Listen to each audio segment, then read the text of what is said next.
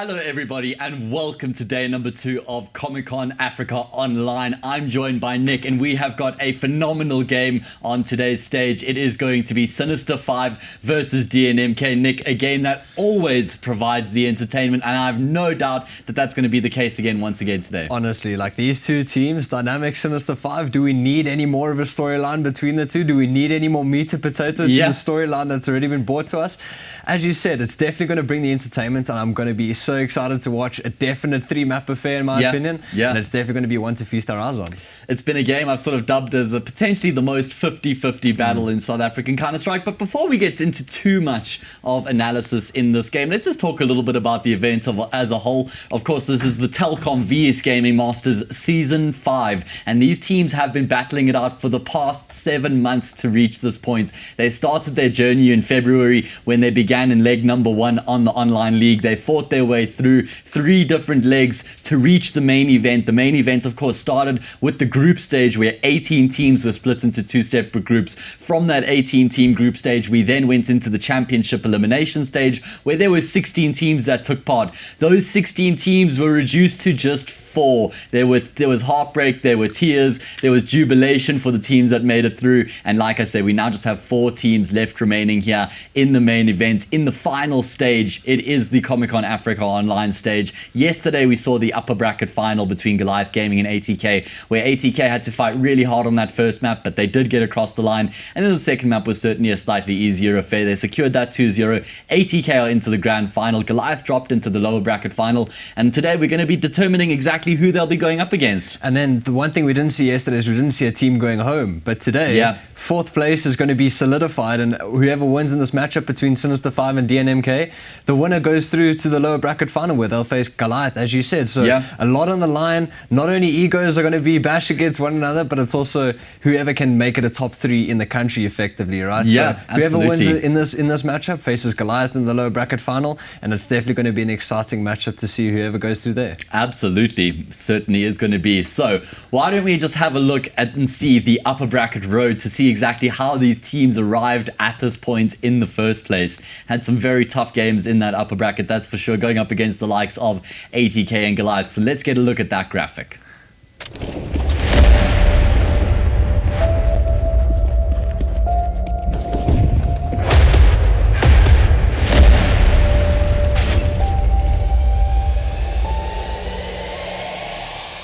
The road to the finals, where only few have traveled and even made it to the finish line. As you can see, the upper bracket right now of the championship elimination stage, both both DNMK and Sinister 5 were dropped to the lower bracket throughout their job, and it was actually DNMK who dropped Sinister 5 down to the lower bracket in the first place, Nick. Yeah, that's definitely something to keep in mind when you're looking at this rematch once again. Rat Redemption could be on the line. It's Dynamic, it's Sinister 5. They already faced each other once in the tournament.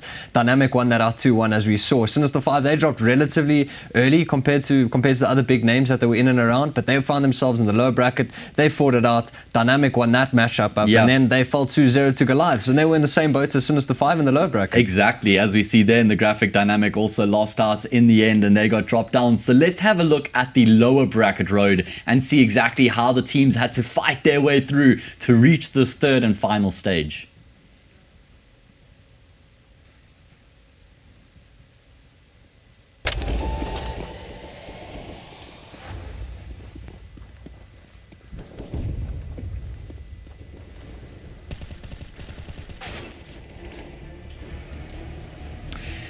So we can have a quick look at the lower bracket and exactly how that ended up playing out. You can see the names on your screens right now. Sinister 5's first game was against Team Mist, which they actually had quite an uphill battle in. Yeah, the first map was fairly easy, but they had to get across the line in overtime in the second. Then coming up against Royalty, they managed to get a revenge after they lost to Royalty in the group stage. They then eliminated Royalty from the event, a convincing series as well. Then Sinister 5 had to come up against the former defending champions, the 2 times Comic-Con African champions, Energy Esports. courts, and they beat them 2-0 as well, Nick. Yeah, so pretty much just a brush off the shoulder, right? But I think on the top of that bracket, we can see Dynamic won out against Online Kingdom. Online Kingdom's definitely one of the sides up and coming along the sides of Royalty. I think you could say they're pretty evenly matched, but Dynamic, they were able to win that out 2-1. So now we're at the stage in the tournament. Obviously, Sinister 5, they've taken scalps along the way. Yeah. Dynamic, they've taken scalps along the way, and now they've both found themselves in the top 4. And they're once again up against one another, and it's definitely going to be an exciting matchup. Definitely 3 maps, and definitely going to be 5 versus 5, the game we love. You never know which way it's going to go. As you said, 50-50. I think if you say Sinister 5's going to win, you have every right in doing so. If you say Dynamic's going to win, you have every right in doing so. Exactly so that. It's definitely going to be an exciting matchup. Couldn't agree with you more. You know what's going to make this even more exciting is if we could actually hear exactly what the players had to say about today's game and just their journey in general. We've got some interviews with players from each of the team. We spoke to Heartbreak from DNMK and Elusive from Sinister 5. Let's hear what they had to say.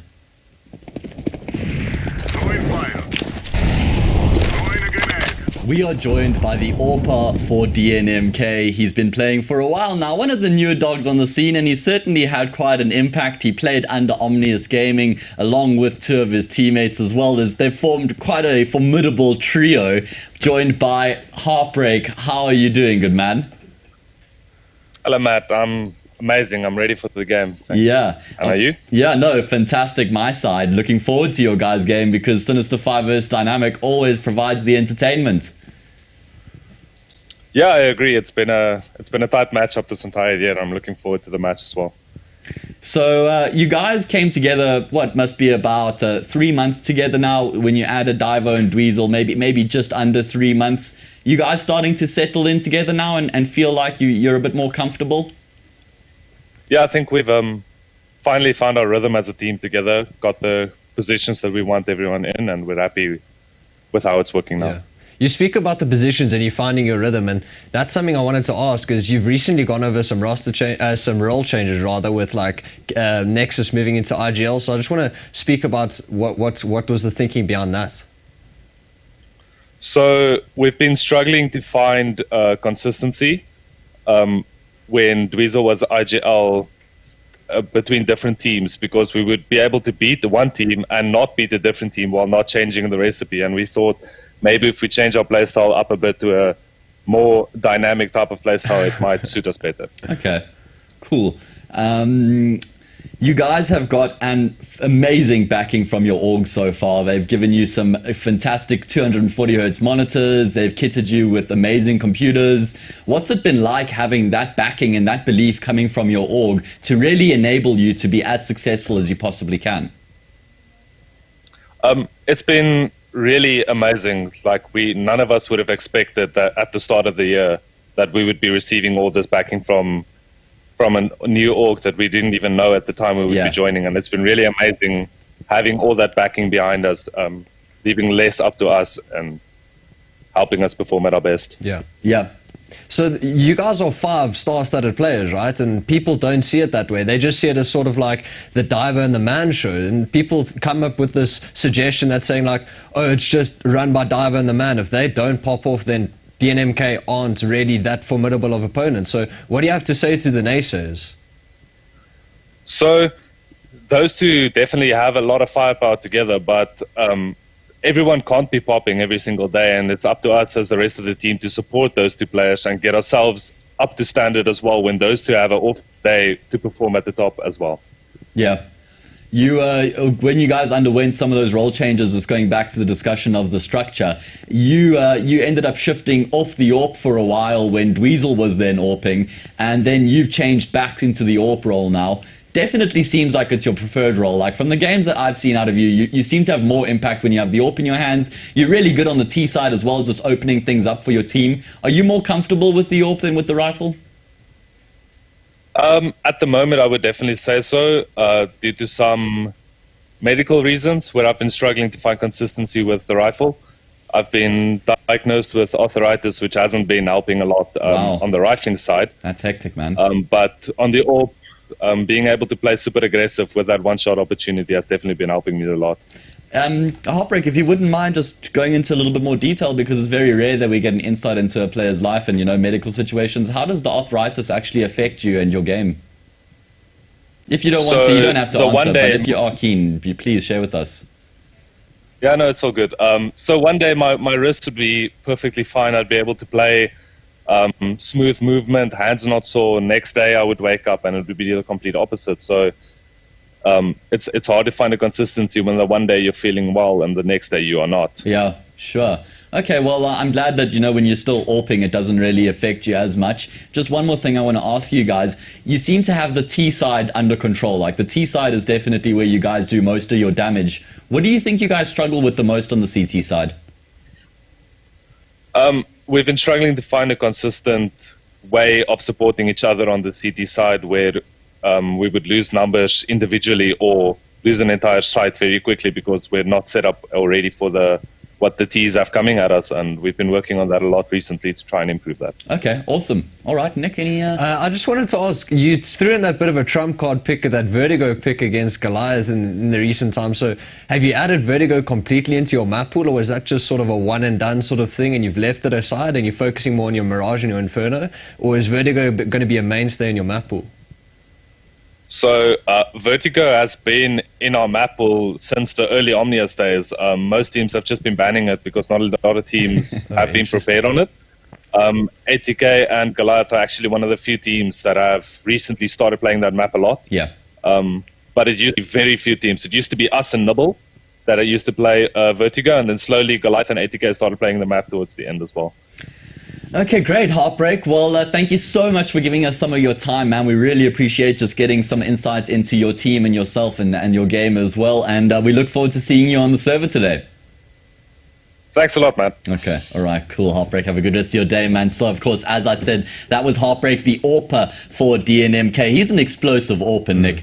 He's one of actually my favorite AWPers to watch on the T side, because traditionally the T side is actually the toughest side to AWP on because you have to be way more mobile and dynamic. You have to pick and choose the fights that you take, but he has that ability to open up the round for his team, and that's invaluable when you have an AWPer like that. Yeah, definitely. I think one person that comes to mind is Zaiwu when you think about those aggressive T AWP picks, like just running up Inferno, jumping on the logs and taking a pick like that. I think Heartbreaker's characteristics of pick like that. Obviously, as you said, T side AWPing is quite tough. You have to pick and choose your fights, but I think Heartbreaker's definitely one to look at when he does that. He's a different AWPer to Dweezil, which allows different avenues. Maybe Dweezil picks up the AWP some rounds, which is definitely versatility that they have among the roster. But I agree with what he says about the Man and Divo. Like, yes, they are probably the two best players on the roster, but they can't pop every day, which is 100% what happens in a 5v5 sort of concept. So I 100% agree with him that he's an aggressive AWPer. He is an explosive on the T side. And I think it's going to be an exciting matchup today. He spoke about Sinister 5, he spoke about Dynamic and the map pool and what they're feeling. I was surprised what he said about Vertigo.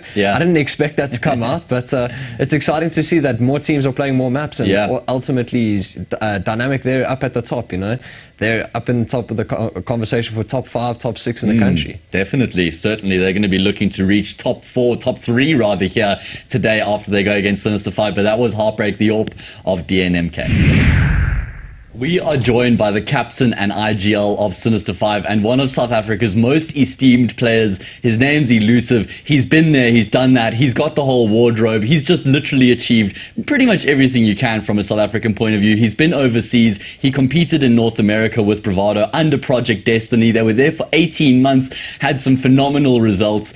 Then real life sort of started to kick in, and the fairy tale unfortunately came to an end. Elusive had to come back to South Africa, but fortunately for us, we still have him competing in the competitive scene. Elusive, welcome. Thank you so much for joining us. First of all, what's it like to compete back in South Africa again? After you've been on all the big stages, you've seen everything there is to see, and now you come back to your hometown and you're competing here again. Big difference or not?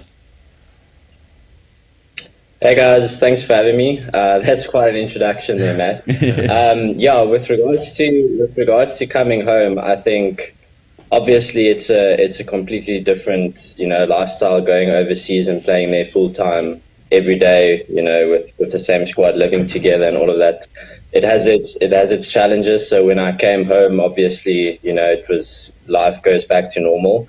But I can safely say playing CS in this type of environment where it's not full-time, where you can focus on other things and live a more balanced lifestyle, I've definitely enjoyed playing it more, like this. Yeah, because I think there's actually a lot of stresses that come with that environment. I mean, obviously, everybody always sees the fairy tale side of it, and it's amazing, 6 South Africans in America competing with some of the best in the world. But there must have been a ton of stress on your side as well. And like you say, coming back here, you can sort of have a bit more of a balance and enjoy the game more without that huge level of stress on your shoulders. I mean, the stress at the end of the day was more stress that we put on ourselves. Like, we ultimately went there to try and break through, and with the results obviously leading to bigger and better things. And if we didn't get the results, and obviously it wasn't going to pan out, we can't just stay there and play there forever, at other people's expense, or Bravado's expense for that matter. So the pressure that we had wasn't from outside or trying to prove something. It was purely just from ourselves. So it's not a pressure that isn't there for any other competitive sport, any other competitive player. So it's definitely not. I wouldn't say it's a thing that got to me. If anything, it's quite nice to jam in that environment, but. It's just nice to also not have to play that much CS every single day, Okay. Yeah, 100. So you've spoken about your past in America, but now we're back in South Africa and today's dynamic. So one thing people, when they see Sinister 5 is overpass and train, right? And in a BO3, you can only ban one of them. So what makes your overpass and train so good?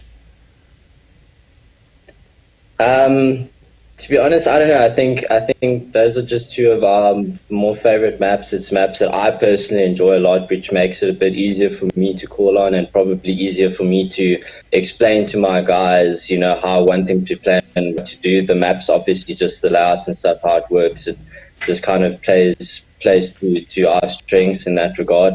But I think our map pool is a bit stronger than just those two, but those are definitely the two stronger maps for us. But we'll see how the veto goes today against Dynamic. I think Hayes spilled the beans there and told them to pick Mirage, so we'll see, but we're ready for it regardless. I mean, it was no secret. I did say it in my video that I made, and I think that Mirage would be a good pick against you guys, but we'll talk about that on the desk a bit later. Going back to your guys' team, Ron, you've been rejoined by both Zero Chance and Deviant, two people that you've played with for a number of years in the past. Of course, Zero Chance with Energy, you guys went overseas, and then you played with Deviant in Bravado as well for a number of years. Reunited with the longtime friends of yours, are you really enjoying that? Yeah, I mean, that was actually what kind of got me back to playing again. Was my brother was actually down in Port Elizabeth, Spoof, for those of you that don't know, and he was like, let's just make a team for fun, an old Bali squad, let's play, see how it goes, not take it too seriously.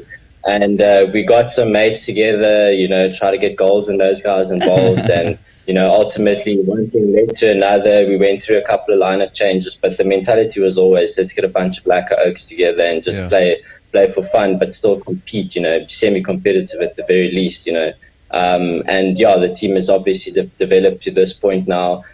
James and Richie has always been part of the squad, so they were one of the first two people that I wanted to grab. So when I saw they were available, it was a no-brainer for me.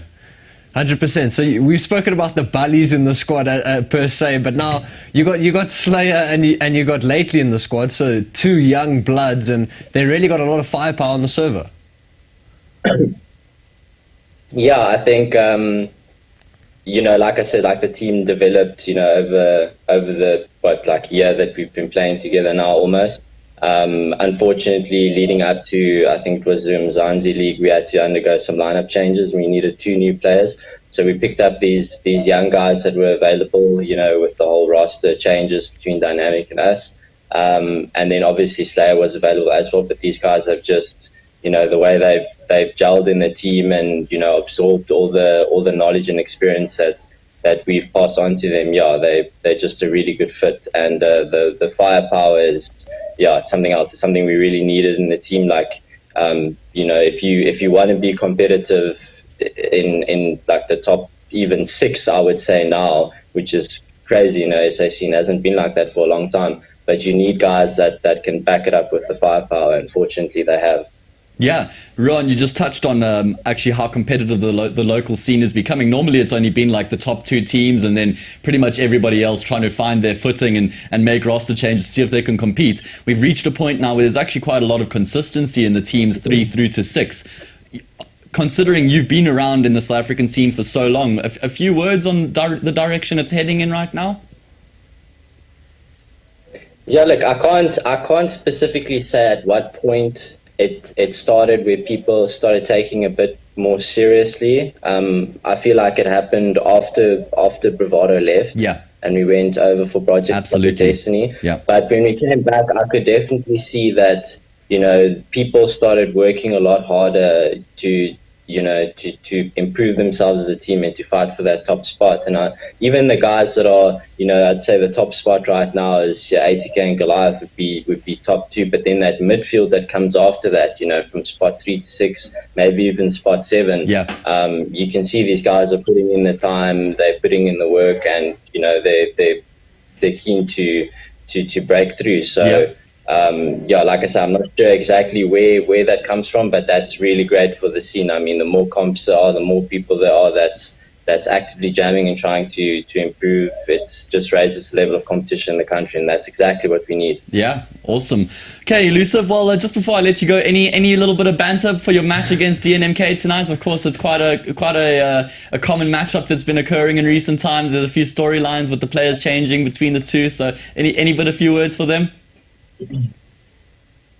I'm not big on trashing. I generally just let the game play out. As Rich says, the round paints itself. So this game's going to paint itself, and we're gonna see how it goes. But I'm pretty sure we can walk away with the W. Okay, cool. Well, Ruan, thank you so much for joining us. It's always great to hear from you, man. Look forward to seeing you in the server, and have a good rest of your day.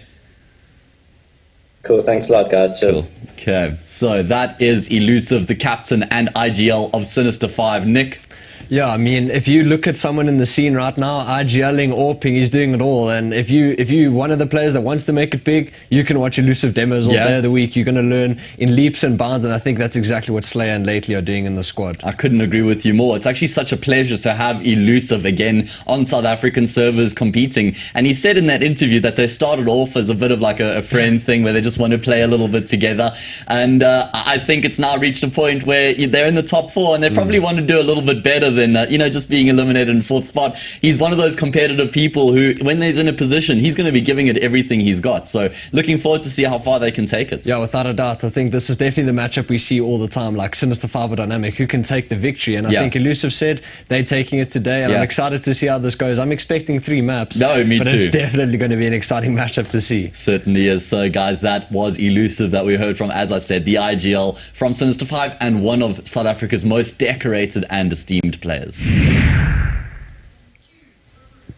Welcome back to the studio, everybody. We are here with the lower bracket semi-final between Sinister 5 and DNMK, and we just got to listen to the interviews from players on each of the teams. Fantastic to get insight from the guys. It really is cool. Yeah, definitely, and it's something we don't always get, right? Like, it's nice to see when the players are willing to do interviews and stuff. They not only rep the brand more, but they also give us a better insight of how things go. And I definitely have to extend a thanks to Heartbreak when he went into his health condition. Obviously, we don't always get that sort of insight. So it's 100%. And Elusive as well, obviously, he's like one of the most profound players in the South African scene, so it's always nice hearing from him. Absolutely. We have got an absolute humdinger lined up for today in Sinister 5 versus DNMK. 2 of South Africa's best teams going head-to-head. The loser is eliminated from Comic-Con Africa Online. The winner progresses through to the lower bracket final, where they will face off against Goliath Gaming tomorrow.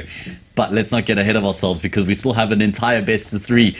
Before we start talking about that, Nick, let's get into the bread and butter of this match. Let's talk about the bees and the birds and everything about this, because there's so much to delve into. These 2 teams are incredibly closely contested, and they've got some interesting play styles, right? Because they both have different approaches to the game. Sinister 5 like to take their approach where they focus on their teamwork a lot. Their mid-round decision-making plays heavily in their T side as well. Whereas on the contrast, DNMK rely on their individuals more often than not to get them across the line. Yeah, without a doubt. But as Heartbreak said in his interview, right, Diver and the man, they can't can't pop every day of the week. But it is something to keep in mind that Sinister 5, they also work a lot on their teamwork, as you said. And we saw it in the game we cast against Royalty. Halfway through the round, they just decided to 5-man walk out long doors on Dust 2, which means like clearly that the clocks are ticking in Elusive's brain when he makes these mid-round calls. And I'm pretty sure the others, especially with the wealth of experience that they got with Zero Chance and Deviant, that they also chime in with mid-round decisions. So I think that's definitely something to look into, the 5-man play that Sinister 5 go off of, rather than the individual play that Dynamic pride themselves on. But even though it is individual play, it can still cost them and win them rounds just as fast. Absolutely. Great point you make there, Nick.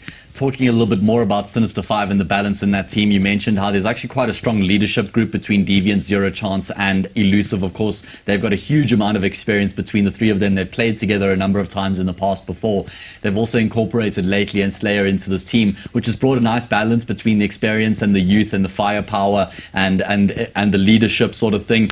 The one thing I will say, though, is they really require Lately and Slayer to be at the top of their game when going into their matches, because they rely on them to be that fragging and to be that fragging duo and to have that firepower behind them. And it's something I said in my video. Slayer seems to be one of those players who either he's like slightly anonymous on the server or he's absolutely dominating and popping off. And they really need him and Lately to be at the top of their game today. Yeah, definitely, especially with Lately playing his previous teammates, right? There's also that storyline that also dives into the whole thing. It's different layers to the metaphorical cake that we're looking at between Dynamic and Sinister 5 that we're ready to dive into. But I think it is definitely something that you've got to keep in mind, right? Slayer and Lately, they're definitely going to be at the top of the server, but don't discount Elusive. Like, yes, he's a bully, yes, he's got the old eyes on him, but you know what he can do with the AWP, and he can open up a round like that. But I agree with you 100%. Slayer, he can be a bit anonymous at times, but if he does pop off, it's definitely something Dynamic have to be scared of. Yeah, certainly. I'm glad you touched on Elusive as well, because you and I had the chance to cast a few of his games over the past few weeks, and he hasn't slowed down. He is just an absolute fragging madman, while IGLing, while AWPing,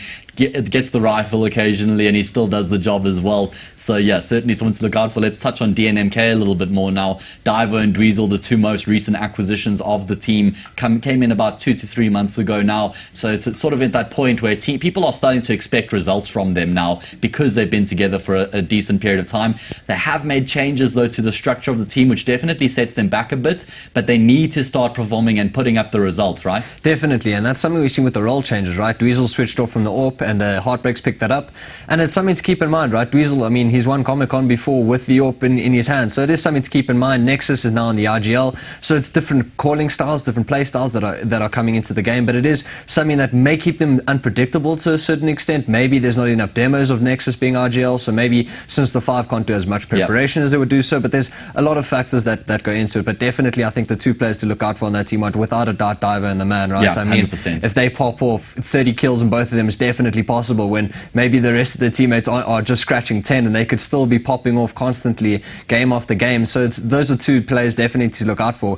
We touched on the Sinister 5's outlook and who we should look out for on their side with Slayer, Lately and Elusive. And on the flip side for Dynamic, it's two very scary opponents being the Man and Divo. Yeah, as you said, when Divo and the Man both pop off, they can actually take over the server against anybody. It doesn't actually matter what map they're on, because they'll just run around the corner and headshot you anyway. So definitely something to look out for. Let's talk a little bit more about Divo, because he's actually one of the players who's been around the South African scene for a very long time now. He was one of the players who was earmarked as an up-and-coming superstar. He's played under a number of the big leaders in South African CS as well. The biggest name that comes to mind is Zero Chance. Of course, he played under him in Flipside, and then he played under him again in Sinister 5 last year when he had that run with the organization.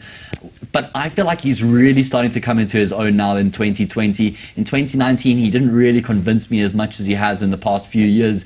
I think it was like because the team was so structured, he didn't really have that freedom to move around the map as much, because he is one of those players who likes to just make plays immediately on the bat. Just as that moment comes through, that split-second decision, he makes the push and gets the 3K. Whereas when you're playing in a very structured team, you don't really have the freedom to do that sort of thing. So now that he's in this DNMK roster, I think he has the freedom to excel and to play to his strengths. Definitely, I couldn't agree with you more. And now we're seeing Diver, he's more in that star player role, right? It's him and the Man, so they have the freedom to go and make solo plays, etc. And if they don't work out, you play the 4v5 out. And if they do work out, you've got a free bomb site to that effect. So I think Diver, he's definitely one of the players that he can literally open up a bomb site on his own, maybe with a good couple flashbangs from his teammates.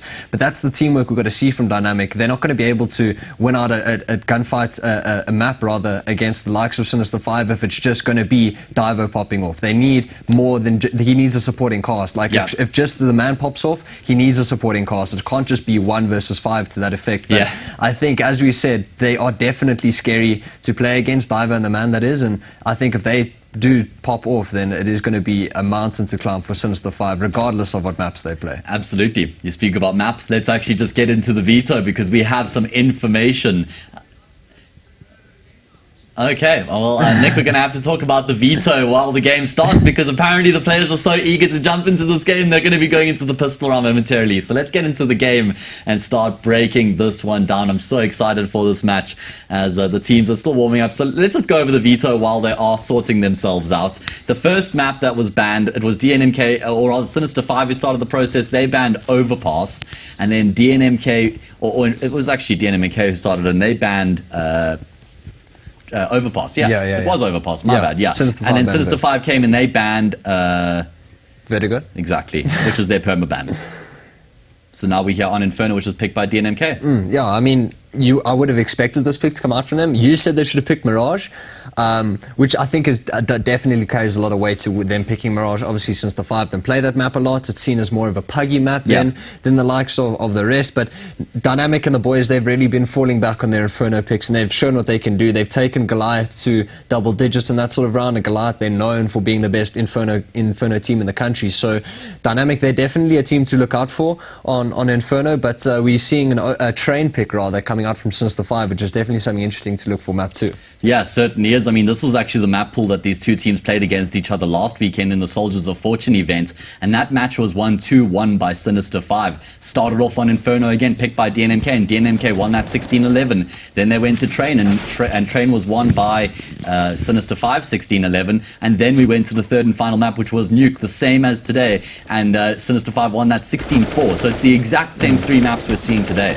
Yeah, but if you're Dynamic, same 3 maps, but you really want a different result. So there's going to be something to look out for. We're seeing that Nuke being the decider.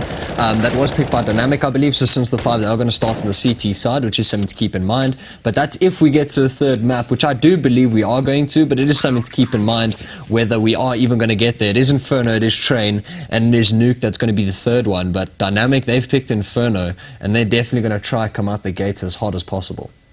Yeah, they certainly are. We got the knife round coming underway as we just iron out that the HUD sorting itself out, just having a few issues, but it's okay, because as soon as the game goes live, everything is restored, and we are ready to jump into this first map of the lower bracket semi-final. Into the pistol round we go, no knives necessary. It was, of course, DNMK's map pick, which means Sinister 5 had the choice of sides. Is it not, Nick? Is that not how these things work normally? It works all the time. But I'm just wondering, they're on the T side. Anyway, we'll have to discuss that a bit later, as it is a super aggressive pistol round from Sinister 5, just charging towards this bomb site, but zero chance gets dropped. As a result, though, Sinister 5, they're going to be splitting through CT towards this B side. All in the meanwhile, Heartbreak, he's towards Banana, got the control under wraps, and he takes down Deviant. That's a huge frag now, Nick, because all of the CTs can focus their attention towards this church area where Dynamic are charging in from right now, or rather Sinister 5 are charging in. Elusive going to find the opening frag, first frag of the round here for Sinister 5, but the quick rebuttal comes through from Nexus. They're going to look to try to deny the plant, not going to be able to, but it doesn't really change things too much, as it's just Slayer left in a 1v4. 1v4 it is, and 0v4 it comes out in the end. Dynamic, they post the first round on the board, and it's going to be something to keep in mind. You talk about that Sinister 5 actually picked out the T side of Inferno, and I'm actually going to drop a bomb on you. I personally believe that that Inferno rather isn't as CT sided as people believe it to be. Yeah. I don't think it's really as CT sided as your Train, as your Nuke, as people think it is. Yes, those are the extremities of the CT side, but I think Inferno, especially with today's meta and how teams are approaching the map, I think it's actually becoming more a 50-50 sort of thing. So I think you're actually not completely out of the realms of possibility if you're going to pick the T side first, but we are going to see Sinister 5 pick that out. They've just chosen for some upgraded pistols as they did get the bomb plant, which will allow them to get AKs in the following, but it's just been a couple nades down Banana, and the early map control is going to go the way of Dynamic. Yeah, I agree with you. The point that you were making about the T side of Inferno, I definitely agree that it certainly has more plaudits than perhaps people give it. And it does come down to personal preference quite a lot as well between different teams where they feel they're more strong on. And Sinister 5, when they played against DNMK last weekend on this map, it was actually the T side where they got most of their success. I think it was like an 8-7 halftime scoreline after their T half. So they definitely are comfortable in this half. It was their CT side that cost them quite a lot last weekend. So I wonder if this is a case of let's try get ourselves into a nice comfortable position, get ourselves a bit of a buffer, and then go to the CT side where we've been struggling a little bit lately, but because we're ahead, we're going to have that extra boost of confidence. Oh, okay. Slayer, he was offline, but Heartbreak mistimed his peak, so Slayer's actually going to win out that gunfight, and this is exactly what Dynamic didn't want. They pulled the rotate over towards the safe site, and the man, he's actually just full-on peaked middle, oh, my word. But he's got his head ripped off by Elusive, and now it's a two-man advantage for the side of Sinister 5. A two-man A setup and a one-man B setup. Dweezil's jump spotting for some information, but it is going to be a horse pop, which could catch Diver and his teammate out towards Ducky. If the T's can activate towards Tetris, I mean, Balcony rather, but zero chance and lately chime in and out. Dweezil left on the B bomb side. He's going to rotate towards upper middle, but if he catches the timing on this flank, they could be sorted, but it looks like zero chance. He's able to upgrade to the rifle, but no armor on zero chance or lately. Yeah, this round has swung from end to end right now. Dweezil left in the 1 versus 2 clutch to try and salvage this for a team, and now he's been spotted out. They know exactly where he is. The crossfire has been set up as well. Lately he's just baiting, trying to take the heat off of zero chance. Diesel seems to have deducted, though, that is indeed where the second player is. He doesn't have the kit, though, Nick, so time is against him right now. He's looking to force the issue, and that's when zero chance is going to activate. Perfectly played there between the two of them as they get Sinister 5 on the board. And that wasn't even a force buy, Nick. That was just a deco. That was just Eagles across the board, and ultimately it was just Dynamic just overstaying their welcome. We saw the man peeking over towards Arch. Yes, he got the info, but he also got his head ripped off by Elusive. So Sinister 5, they were able to get the bomb plant in the first as well as the second and win out the second. So now Dynamic, they replying with a force buy of their own. Deagles it is, and $0 in the bank account for the most part, but this round could cause a double eco on the losing end for Dynamic if they don't find themselves in the right part of these 1Ds. Yeah, absolutely. Just like I said, how last weekend it was the T side where Sinister 5 found most of their success. The same can be said for DNMK. The T side was where they were doing really, really well. They picked up their, what was it? It was 9 rounds where they only dropped 3 on their T side last weekend. So they're certainly going to have that in the back of their minds, which will just keeping them slightly comfortable, considering the CT side hasn't gotten off to the best start.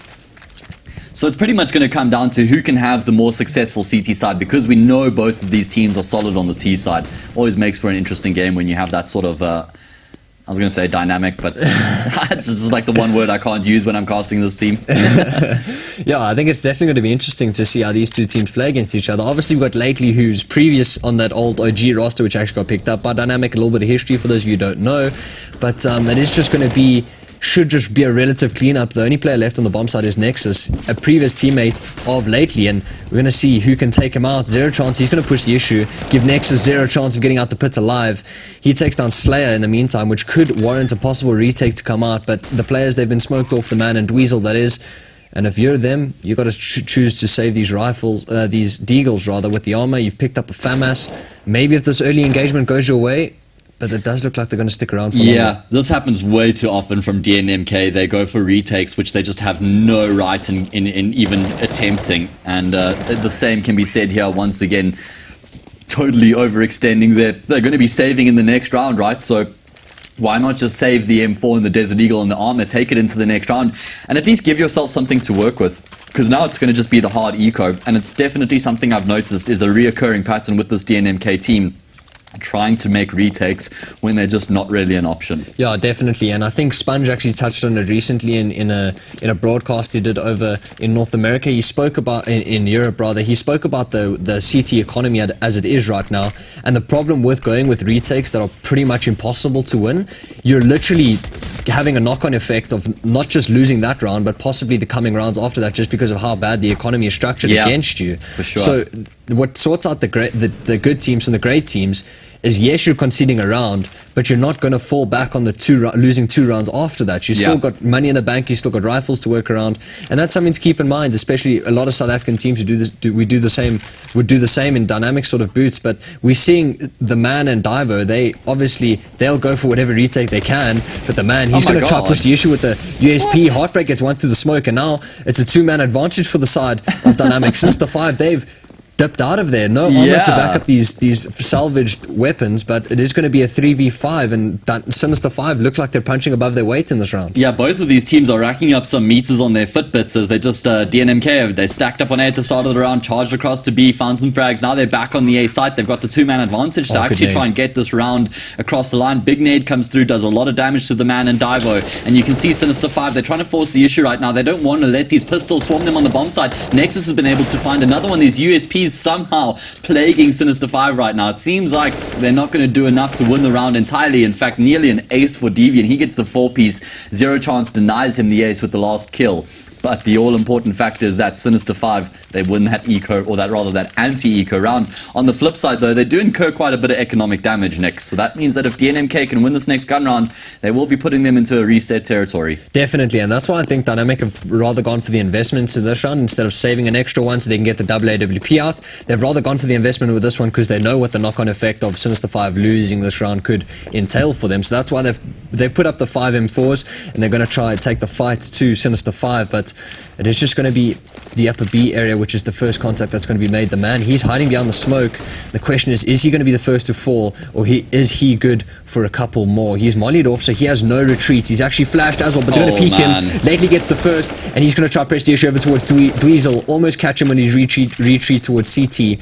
But it does look like the B bomb side is going to go the way of Sinister 5. That's a pointless smoke that Dweezil just threw, because Sinister 5 were already so far ahead. That smoke is not going to be slowing them down at all. Much rather would have preferred seeing him keep that smoke for the retake. But anyway, they've been able to spray through the CT smoke and find a couple kills regardless. Dweezil's going to get boosted up now as well and try and deny the planter. Lately will get taken down. So now it's a two-man advantage for DNMK. Fantastic job by them, considering they'd actually relinquished control of the bomb side altogether. But Slayer and Deviant chiming with a quick couple of kills between the two of them, and it ends up resulting in a 1 versus 2 clutch for Slayer. He has 35 points of health to his name, and Heartbreak's also fairly low, but Divo is able to activate. He comes through and secures the round for DNMK, back to winning ways. Yes, and now the economy for Sinister 5 is not looking great. Yes, Elusive and Deviant are looking in the green in that regard. Maybe Zero Chance can purchase up a rifle, and they are going to do so. So Elusive's going to drop one over, Slayer's going to purchase one up, Zero Chance, he's going to opt for the Galil. So there's going to be another full investment out from Sinister 5. Yep. But the AWP is out on Dweezil, not on Heartbreak, which is something to keep in mind. But Nexus, he doesn't have armor of his own.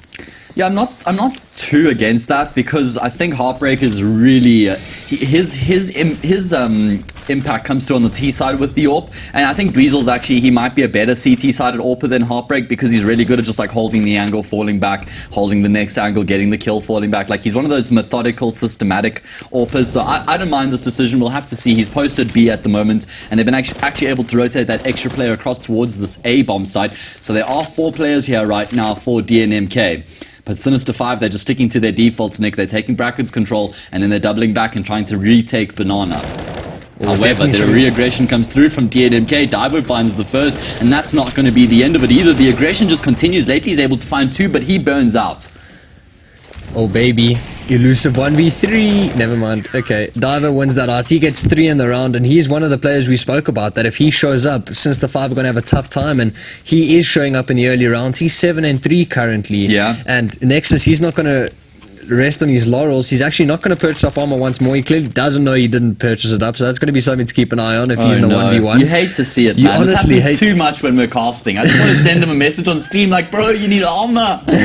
Oh god, let's hope it doesn't cost him, Nick. Yeah, I mean, if he's in a 1v1 against the Glocks, you never know. You never know. But we're going to see what happens. One tap by a Glock up close. He's like, what the hell, bro? Exactly. How did that happen? Well, we're going to see what happens. Look at how fast Sinister 5 are getting onto this A bomb side right now. And Nexus, he's going to have a job to do with the FAMAS up close. He trades for the USP, looking to take the fight with these Glocks. And there we go. We see the Glock headshot coming through from Deviant. Nexus had 100 health, and he gets taken down with a lone Glock shot.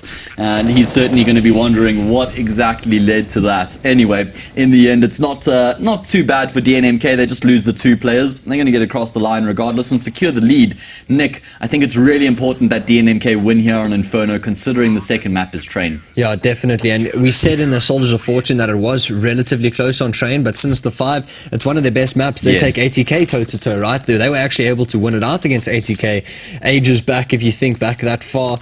But Sinister 5, definitely one of the best maps. We did see Dynamic drop Overpass, which is Sinister 5's probably one of their top 2 maps, or well, it is their top 2 maps. It's their best map, actually. So it's definitely something to keep in mind. Obviously, Sinister 5, they're so well trained on those 2 maps, and in a BO3, you can only ban one of them. So Dynamic, they're going to have to face Sinister 5 on Train, and as you said, it's very important that they win out this matchup, because I don't see a way in which Dynamic win Train. Maybe they've done their homework, but Sinister 5 just seems so good on their map. So if they lose out this map, they're really going to be fighting a real uphill battle. What I will say is I think this map pool certainly does favor DNMK more than if Overpass was in the mix. It's just a map that Sinister 5 are so darn good on.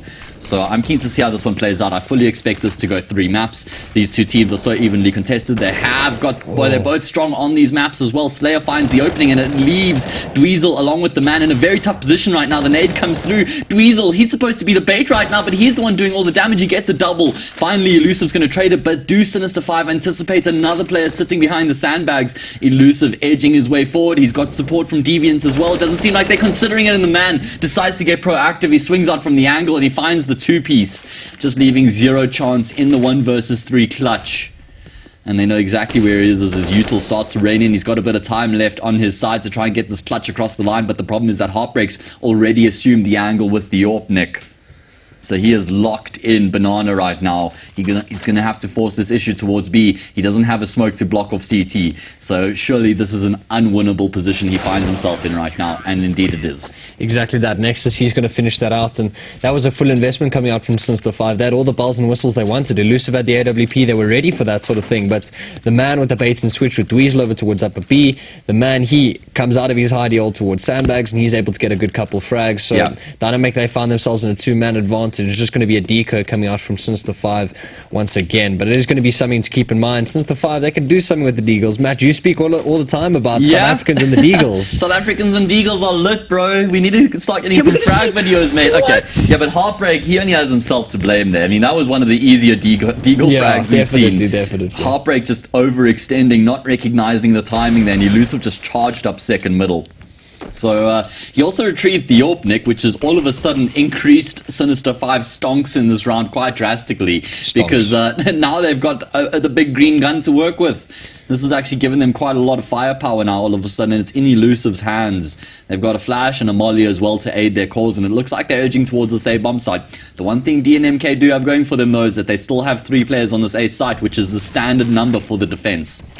Yeah, I think this is a bit unfortunate for your Sinister 5. Dynamic pretty much have no info, and they're just going to go off a complete gamble stack and look like they have the better... Oh, but Elusive with the AWP. He finds the 2-piece, and he's actually able to get both of those kills. And that's going to enable Sinister 5 to charge onto the safe side. And Nick, this is where DNMK need to be saving. Immediately off the bat, make the call. Don't hang around. Don't give up any opportunity to lose your life. And it is a nice quick call that comes through from them. But Elusive, single-handedly, Nick, finds the opening frag, picks up the AWP, gets the 2 entries with the AWP, coming up lane nonetheless. And it's like, cool, guys. There we go. Round 1. Yeah, exactly. Next one's on you. I'm not a massive fan of always just pointing out one player's mistake that effectively lost them the round, but pretty much that round was all predicated off Heartbreak overstaying his welcome in middle. Yeah. If he's not in middle there, he doesn't drop the AWP, and Elusive doesn't get 2 amazing frags after that. So that's something to keep in mind. Obviously, Heartbreak, he overstayed his welcome, and now Sinister 5, pretty much investing pretty much nothing, just a couple Deagles and armor, they win out the round, as well as a bomb plant. So, I mean, the man... Okay, he's going to still save that AK, but that's two people staying alive. And when you're facing your opponent, 3 is the magic number to make them fall. If you make 3 players fall, that means 3 players need to reinvest, and only 2 players staying alive means only 2 players can drop over. So that means 1 player has to fully invest, buy all the bells and whistles he can, and that's why we're seeing Divo on the FAMAS and $50 in the bank account. Yeah, looking quite similar to my bank account there, Nick. Damn near broke. I wish I had $50 in my bank account. Alright, sorry bro, I didn't mean to steal your time. Fine, you're broker than me. No, jokes aside, DNMK looking to try and contest Banana here, but not necessarily committing too much. This has sort of been the theme of their defense so far, just showing a bit of presence in the early stages of the round and then dropping back. Sinister 5 have done a really good job of forcing the issue and just making sure that they get those 2 players up to the half wall as quickly as they can. So great job by Sinister 5 to secure banana control here once again. And when you get this control so early on in the round, it really opens up your options that are available. And you can see right now exactly what sort of option they're going to be going for. Now they've taken banana, they can just post lately at the top of the half wall. However, DNMK, they are going to be re-exploring banana. Two of the players here, the man and Dweezil, off the back of a flash, getting some information. How much do they commit to off the back of that info, though? Do they rotate the extra player across? It would be a gamble, but it would be a calculated gamble, and that is exactly what they're going to do. That rotate coming in from Dweezil could be a massive win pretty much into the round for Dynamic. 4 players on the A bomb site. But actually, Sinister 5 are thinking better of it. They're going to split B. Diver's the first to fall, and Slayer's almost good for 2. Dweezil comes in with the trade, and Deviant's going to push the issue. Rich comes in and gets another, and now it's just the man over towards CT. If this pincer comes in at the right time, he's hiding over towards Tree. But the question is, does he get checked by Zero Chance? The first player falls, but Deviant, his spacing is on point, and he takes out the man. He's only good for 1. Now the B bomb side is vacant, and Heartbreak and Nexus are both coming through banana. Yeah, bomb plant's going to come through just in time here for Sinister 5 as they get themselves onto this B bomb site. Looks like DNMK, they want to have a crack at the retake, but a fresh smoke is going to be making their lives very tough, and Nexus just holds W into the bomb site and loses his life as a result. Heartbreak has no choice but to take this AWP into the next round. Nice play there from Sinister 5, and it's just such a stock standard default on the T side. Take banana control as a unit, post one player there as you have full control. He makes sure, did you notice how lately is playing behind the half wall, which means he's not vulnerable to that pop flash that comes from Coffins. He stays tucked in the corner. All his job to do is just to keep the control of banana, so that there's always the option for his team to rotate back out of middle and go into B. In this case, Sinister 5, they make their heads up decision to actually split on the B bomb side. Dweezil does a good job of finding one, but then he just gets overwhelmed, and the rest is history, right? Because the man finds himself in the tree corner there, and with the players coming up banana, his days were pretty much numbered anyway. Yeah, definitely, and I think Lately's position is something to keep in mind. Often on Inferno, you go for that push-pull sort of factor, right? If the CTs take banana, the Ts, they have to take brackets. If the Ts take brackets, the CTs, they have to take banana. But the CTs take a banana was pretty much half done. They only flashed up a B. They cleared out that, but Lately's position, he knew they didn't actually have any info. Yep. So as soon as they didn't have any info, they rotated back and split the B bomb site. So it was ultimately a great mid-round decision, I assume, coming out from Elusive, and Lately, all of them chiming in, and that teamwork coming out once again from Sinister 5. It's 5-all, and Heartbreak, he's got the only noticeable weapon coming into this round, but he can still get something done if he re-aggresses towards upper B. Yeah, you can see for anybody who's wondering what sort of a setup DNMK are employing here, they've got their lone AWP, their lone weapon in the round towards that B-bomb site, and then they're stacking numbers on the opposite side of the map. As I say that, the man starts to traverse back to B, and unfortunately it's just a mistiming on the decision there, because Sinister 5 are starting to explore towards middle, which is where DNMK had the stack. So hard lines for them. Nothing really working out for them in this round. And again, look at the minimap, guys. Look at the way that Lately is making his way up banana by himself, getting information. All in the meanwhile, his teammates have taken the attention towards top middle.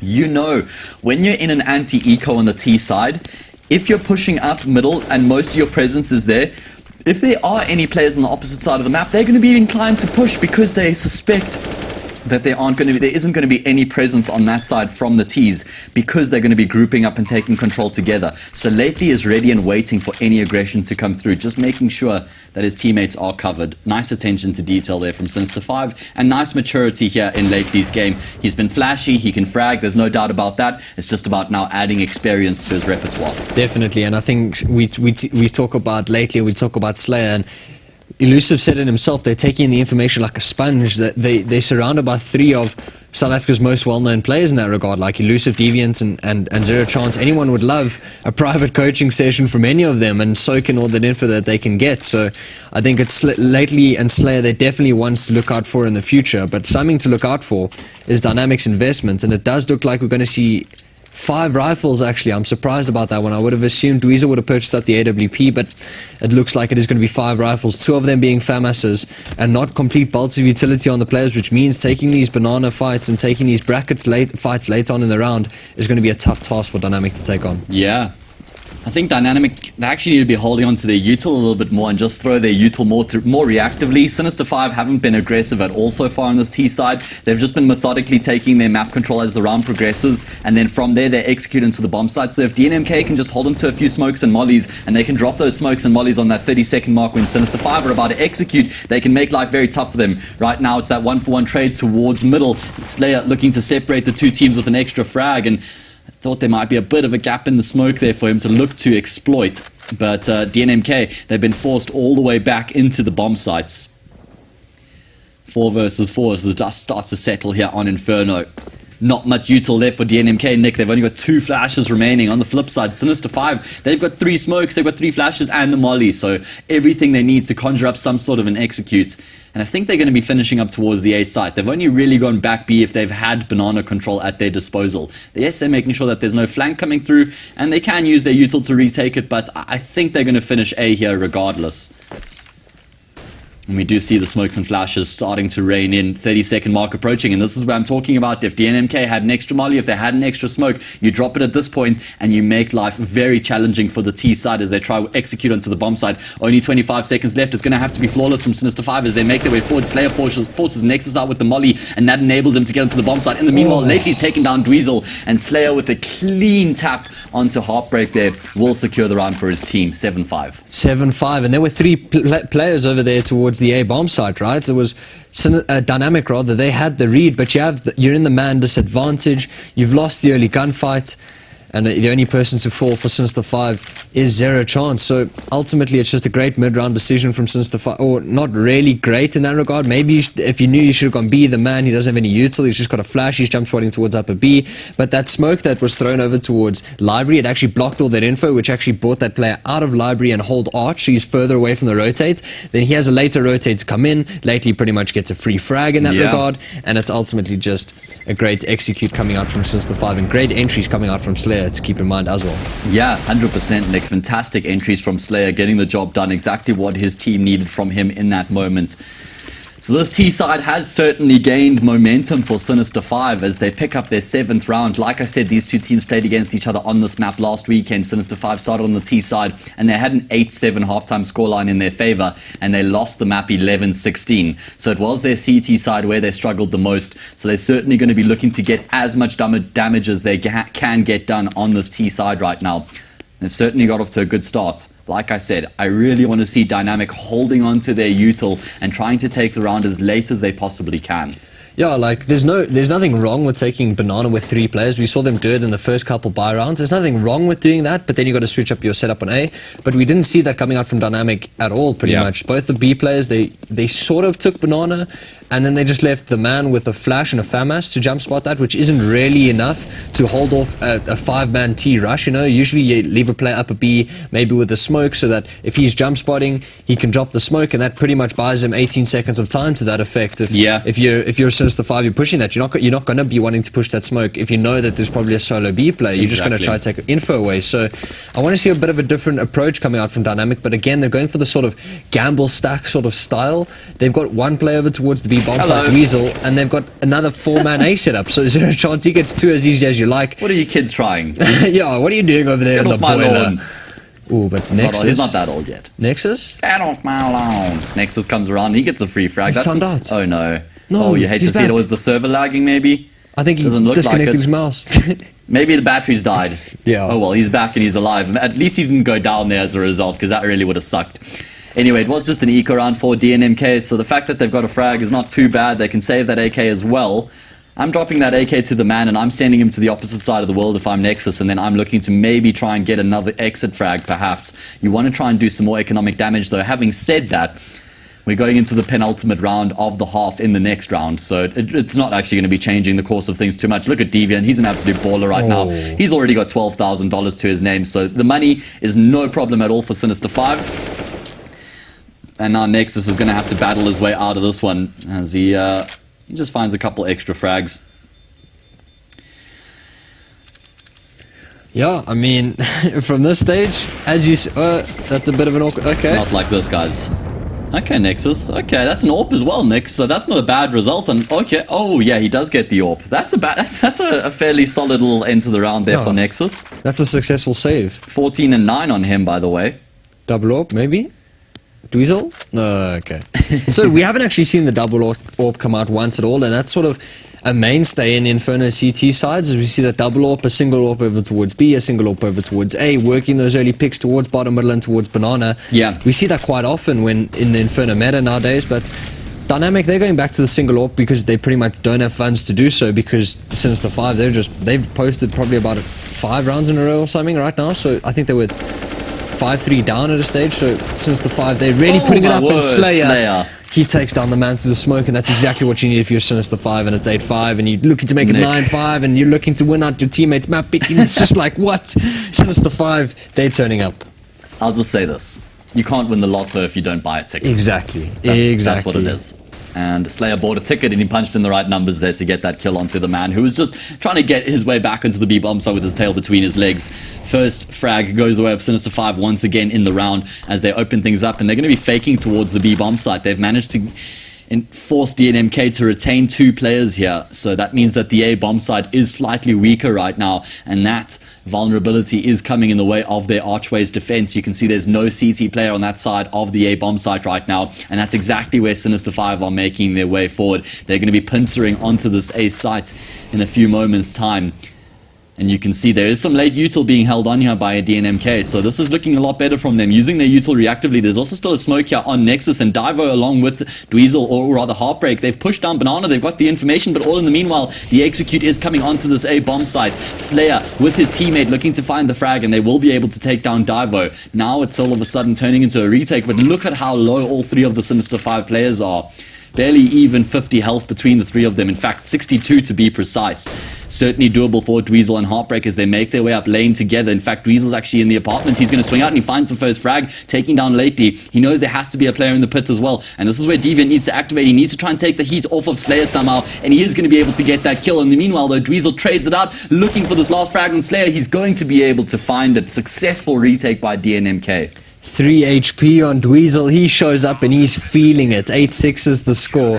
And we're definitely going to be looking at an interesting second half. I mean, Matt, you always talk about Sinister 5, they pride themselves in the T side, but Dynamic are the same, right? Yes, so absolutely. If you're on the Inferno side, you're CT, if you're Dynamic and you post 7, you're pretty much sailing. You're looking good for the second half. But Sinister 5, maybe they've been working on their CT setups. You never know what sort of homework they're doing into this sort of matchup. But it is 8-6. And it's going to be looking like possibly a 9-6 or an 8-7 half. I mean, that's big brain from me right there. It's either 9-6 or it's 8-7. Damn, Nick! Who never knew? Talk about covering all your bases. Honestly, you never you didn't there's I think it's going to be a 10-5 halftime scoreline. There's 1,000 HP on the server right now. I mean, what can I say?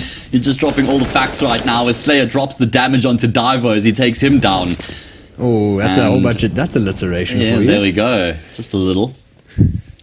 Nexus, though, going to look to try and mop up as he reaggresses, once again successfully able to find the frag, but now he needs to back off because he can't afford to give up this even numbers situation that he's found for his team. As I'm suggesting, he needs to perhaps go back into the bomb side. He gets elusive through the smoke, so that's a fantastic frag found by him. Makes the job for his teammates a lot easier, but Zero Chance finds the timing coming out of apartments. Heartbreak was watching towards library. He wasn't ready for that aggression to come through. Fortunately, though, for DNMK, Dweezil gets in position to get the frag.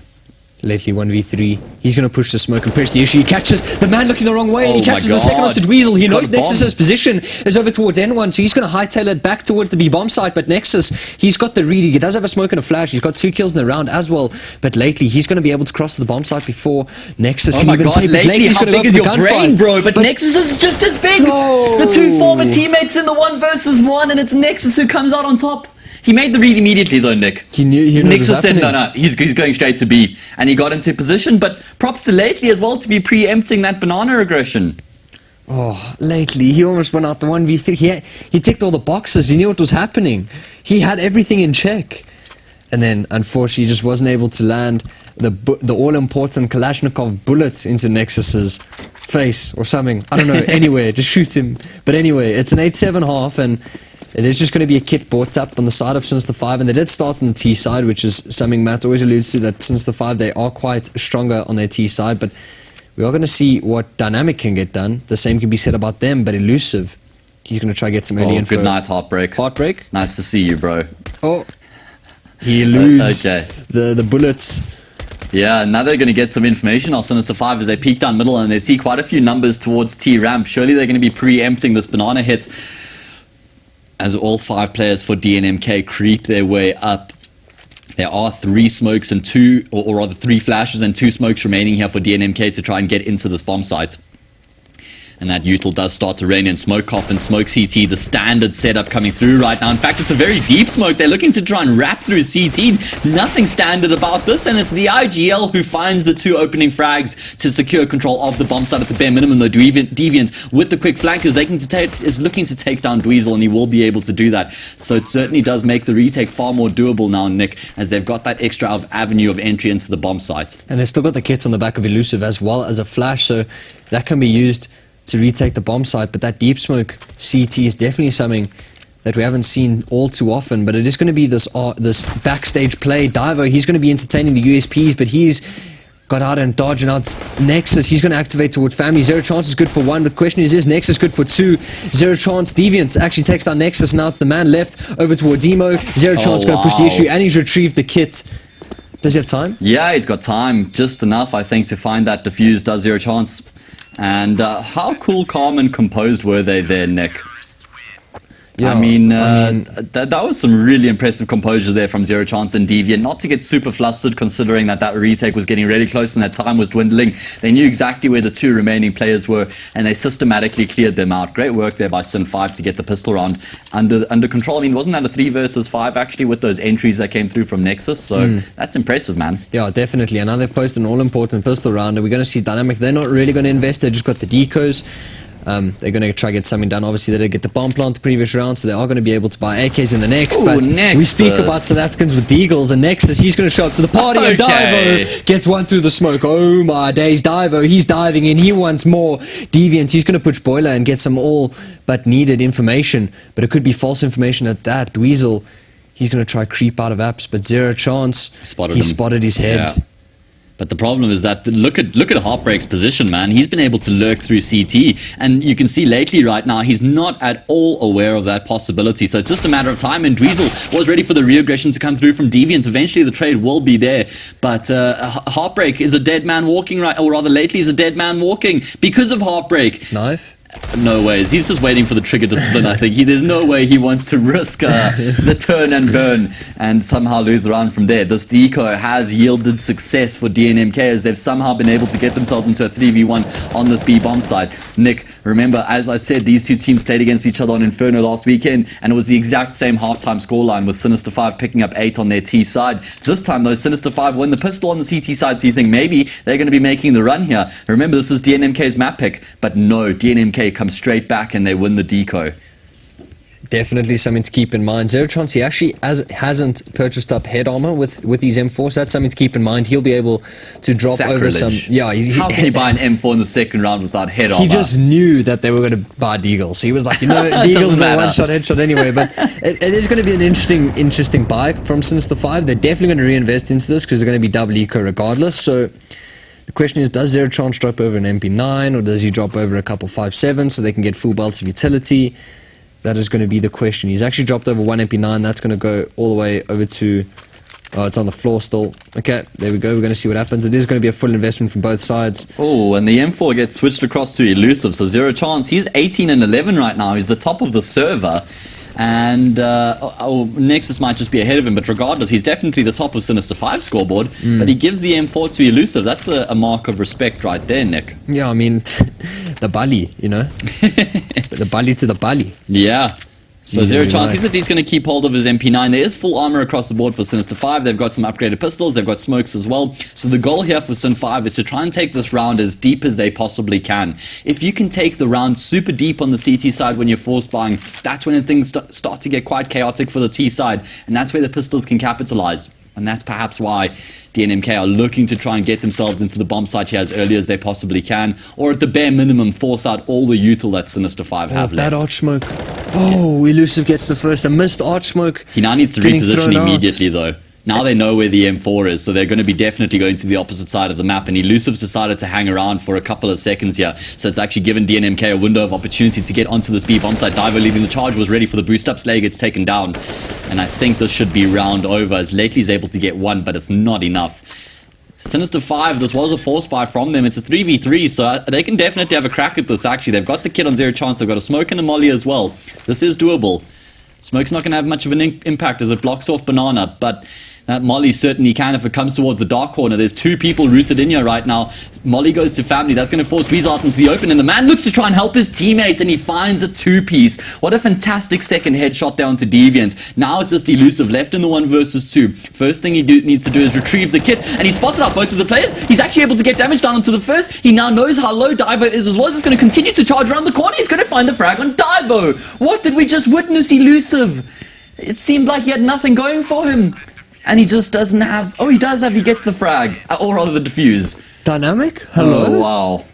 Maybe they surely thought he was saving, right? Like... Maybe they thought the same thing I did. It's like, yeah, they got the side control. It's probably the round over, right? Yeah. Apparently not. Sinister 5. Make the retake happen.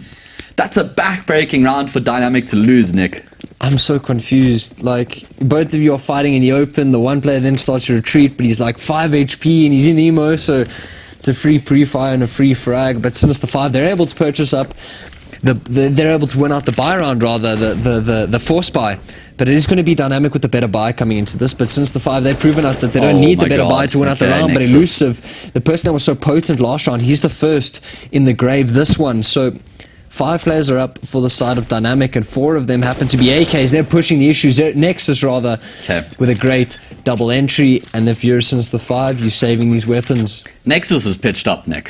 He's come out swinging here on Inferno. The IGL of DNMK, the one person we didn't really talk about too much. We were singing the praises of the man. We were singing the praises of Divo. And Nexus is the player who's come to the server, and he's doing all the damage right now. He's already got 24 kills in 19 rounds, so big props to him as he looks to lead from the front right now and gets DNMK back to winning ways after they lose the previous round, which was a force buy. So this is going to be making them feel a little bit better about themselves. Dweezil's not even letting them save. Now it's just Slayer left, trying to save, but he's in no man's land. He's actually able to win it out onto Divo, but he's actually going to get dropped in the meantime. Another frag from Nexus coming in. As you said, we were singing the praises of Divo and the man, but Nexus, he's not only calling, he's also putting the team on his back. Yeah, geez. Over double anybody on his team right now, Nick. 25 frags. My goodness gracious me. What a fantastic start to the map here for Nexus. Or I say start, we're already 5 rounds into the second half, which means he's he's been able to keep up this run consistently throughout the map so far. Sinister 5 going to have to eco, although I say that Lately's fully invested, so is 0 chance, so it seems like they're going to consider having another crack at the full force here. Yeah, only 1 round of loss bonus, so I think they've just gone and they've said the age-old saying, you know, boys, we double eco anyway, may as well force up. But then you're not double ecoing if you're forcing, because you're going to save 1. I'm not a fan of that logic, Nick, because that's when you see teams get an M4 and they may be missing a kit, or they may be missing 2 flashes. Like, I'm a really big fan of the double save. What I prefer to see teams do is buy down to like around $1,000, so you just get a couple pistols, and then you save the 1,000, you save the round thereafter, and then you make sure that you have the full like $5,500-6,000 you need for the full buy on the CT side. And it seems like it is a bit of a mixed match here from Sinister 5, 0 chance, and Lately fully investing into the round while the other 3 teammates have saved. And it's not really going to be making much of a difference as 2 players have already been taken down. Nice flash there, but unfortunately can't really capitalize on it. So DNMK leveling things up at 10-10 here on Inferno. Their map pick in the lower bracket semi-final of the Telkom VS Gaming Masters season fine. Comic-Con Online Africa, or Comic-Con Africa Online, is where we find ourselves right now. It is the main event. These teams have been fighting through 7 months across 3 legs of the league to reach this main event, Nick. And whoever loses this match, their road comes to an end. Yeah, they get metaphorical plane tickets and a pillow that they can cry themselves to sleep on tonight, right? So we'll see what happens. It is just going to be a full eco, so not really much to talk about. Nexus, he's just going to get some impact frags, as they like to call them. You know, no one calls ecos. What? Yeah, no, I mean, like, we're like impact frags. Let's get some. Oh my god, what is happening right now? Okay. The USP is somehow it's a 1v2. Finding some frags. Yeah, but it's Elusive left in the 1v2, and he has an AWP. He has an AWP. Yeah. I just realized. So I don't know where how does he navigate this situation? It seems like he's going to go all the way back through CT towards the say bomb site, but surely, I'm sticking my neck out. Surely there's no way that Elusive wins this round, Nick. Especially considering these post-plant positions that DNMK have already gotten into. They've set themselves up nicely with the plant as well, so they can just lean towards Library and Elusive. He's going to do the smart thing here. He's just going to take the AWP into the next round. And make sure that both Lately and Zero Chance will have a proper weapon to work with in the next round. So, 11-10. DNMK get themselves ahead. And I think considering that they're on the T side and they've got quite a lot of money behind them, they feel like they're in the driving seat right now. Definitely, but one thing to keep in mind is I assume we're going to see the double AWP come out. Elusive, he's got plenty of money in the bank. The same can be said about Slayer. So, I think that the double AWP is probably going to come out next round, especially with Elusive being able to save this one. Yeah. So, this next round, round 22, is definitely going to be an important one for both sides. I mean, the economy for Dynamic is looking really good for the most part. Like, there are a couple players that are underneath the $1,000 mark, but you still got 10,000 on pretty much two other players. So this next this buy round here, double AWP setup, full belt of utility, all the bells and whistles you could want. This is, if Dynamic lose this round, they're going to think about what they've done wrong, because now Sinister 5, this is the first full buy round they've had of the half. Slayer, you're burning, buddy. Yeah, Slayer, fire burns. That's like the classic Guardian, right? Towards the top of Banana stand in the molly, because you know you have such fast reflexes that if you just see the player come the corner, you can get that frag and then get out alive. But nobody offering themselves up. So Slayer, he limps away with only 12 points of health left remaining. All in the meanwhile, DNMK have successfully taken top middle control. It's looking very similar to what we saw out of Sinister 5 on their T side. Take brackets control and then drop back and re-explore Banana. You can see in the meanwhile, Divo was leading the charge there, just starting to clear out Banana, and he's now created the avenue of entry that DNMK need to get into this B-bomb side. They've got all 5 players grouped up, and he just swings out and takes down the AWP. Fire does come through from Lately though to try and segregate this attack, but he's been cornered in towards first Oranges, and he's going to get taken down as well by Divo. And that leaves us in the 4v3. Sinister 5 looking to make the retake happen, but the man is already on the angle, and I wouldn't even mind if Sinister 5 just saved from this point. I think definitely if you're Sinister 5, you're saving. You've got very good rifles actually to work around the next round, and if you're Dynamic, you're not going to let them do so, right? You need to be hunting now. You've got plenty cash in the pockets. It's looking like it's going to be 12-10, but Sinister 5, they're just unable to win out those early engagements that are just going Dynamic's way. If you're Sinister 5, you've got to try to work for that opening pick. Yes, Slayer tried to do so. He left himself on 12 HP over towards upper B. But that can't be the only avenue you're going to work with that opening pick. Maybe a second mid peak could come out with a couple good flashes. That could be something to keep an eye out for. The question is, do Sinister 5 save these weapons? Nexus is almost on 30, 29. Shot Nexus. Is he going to be on 30 right now? Yeah, he could get it by the end of the round if he finds exactly where Deviant is hiding with that AWP. Oh, he just got no-scoped. Oh, it's Elusive rather, okay. That's that's one way to bring an end to the spree, but doesn't really matter. He's 29-14 right now. The only other player who's on 20 on the server is Zero Chance. Nexus coming out firing here on Inferno as the IGL, taking the responsibility on his own shoulders and getting the job done. And it's now going to be another eco for Sinister 5. So DNMK, they've certainly found their footing here on this T side, Nick. Definitely. Elusive, he's going to try to work for this B pick once more. If Heartbreak overstays his welcome, does he get... he almost gets a kill full blind. That would have been heartbreaking. He gets the leg over towards Heartbreak, and he's going to get out and dodge, dead. But Divo... Divo just bobbed and weaved around the corner there, which meant that Elusive was actually able to get out alive. Off the back of that, look at Deviant's positioning. He's getting aggressive in the apartments, looking to try and catch these T players off guard. Slayer finds a frag of his own. That's one thing Sinister 5 have certainly done in their eco rounds, is just somehow found a way to get some extra damage done. Again, they get themselves in a potentially winnable situation. Nick, 3 versus 3, Elusive still alive with the AWP, and he has the angle towards B on lockdown right now, so he's getting that live information as to exactly what's happening towards B. Unfortunately for Sinister 5, they've gone for that gamble rotation. They've left Elusive here by himself, so he has to get a kill before he goes down. The double peek comes through. In fact, it's just Divo swings wide. He gets legged, but he's still alive and kicking, and Elusive can't land the shot through the smoke. So DNMK will take full control of the bomb site, but Lately was ready for Heartbreak to pop up on top of first Oranges there. So that's now given Sinister 5 the one-man advantage here in the retake. Remember, this did just start off as a mere eco round for Sin 5, but somehow again they've managed to conjure themselves into a position where they can potentially win the round. Divo gets proactive in the defense of the bomb site, and he takes down Elusive. Back into the 2v2 we go. Lately, He's been impactful in this round so far, but his job's not done just yet, as the man and Diver are tasked with getting DNMK across the line, and it seems like they're going to be able to do exactly that. Perfect bait and switch coming out from both of them. The man's position was relatively unknown. Diver's position was, so when Lately's going to come out and clear, he takes first contact, pulls all the info. Yeah. Diver then swings out, gets a free kill. They double pick the last guy's CT, and just a great hold coming out from Dynamic in the end. Now they find themselves with a 3-round buffer against Sinister 5-10, but it's a full investment once more. That was an eco again, but it's all good that you dwindled the numbers of Dynamic down, but the point is you haven't posted round on the board, and Dynamic, they're looking good for the most part, and an early pick is going to try be worked over towards middle. The Guardian boost is coming in. He collateral. He did. Deviant. He did indeed collat Deviant. Nexus in the meanwhile, he finds his dirty 30, and he's not done there just yet either. He catches Zero Chance with Util in his hand, so he's able to find 2 kills there, and that brings the 5 versus 3 back into a 3v3, and DNMK in the driver's seat right now as they charge on towards this their bomb site, and they've been able to secure control as they just continue to force Elusive further and further back, Nick. It's completely unraveled for Sinister 5 after that start that Elusive had with the AWP. All thanks to the quick heads-up play there from Nexus to force the issue and get aggressive. Great decision-making from him, but the job's not done just yet.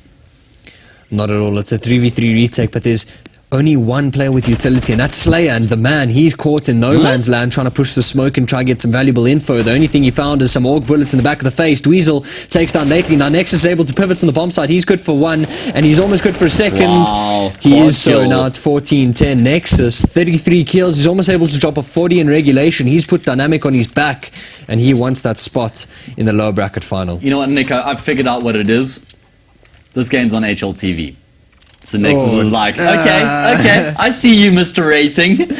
I see you. I know he only has 2 official maps on HLTV before this, so he's looking to get a few more under the belt. And if I'm not mistaken, it's actually in that Omnius Gaming game against Goliath Gaming where they played at Comic-Con last year. So Comic-Con, once again, is where he gets an opportunity to improve those stats. And he's gotten off to an amazing start here in the match. Is he on 33 kills, if I'm not mistaken? Anyway, we'll have to find out as Elusive gets aggressive towards the top of middle. He's able to find a double spray down. The trade comes through from Dweezil this time round. But again, Sinister 5, they find the opening 2 frags in the round, Nick, but they just immediately get unraveled. Dweezil and the man find a quick couple kills between the 2 of them, and they bring it straight back into even numbers. Yeah, now over onto the B bomb side is Lately. He's got nothing and he's in no man's land. He's taken out by a Diver, and it looks like it's going to be 15-10 with the smoke towards CT, solidifying the vacant B bomb site.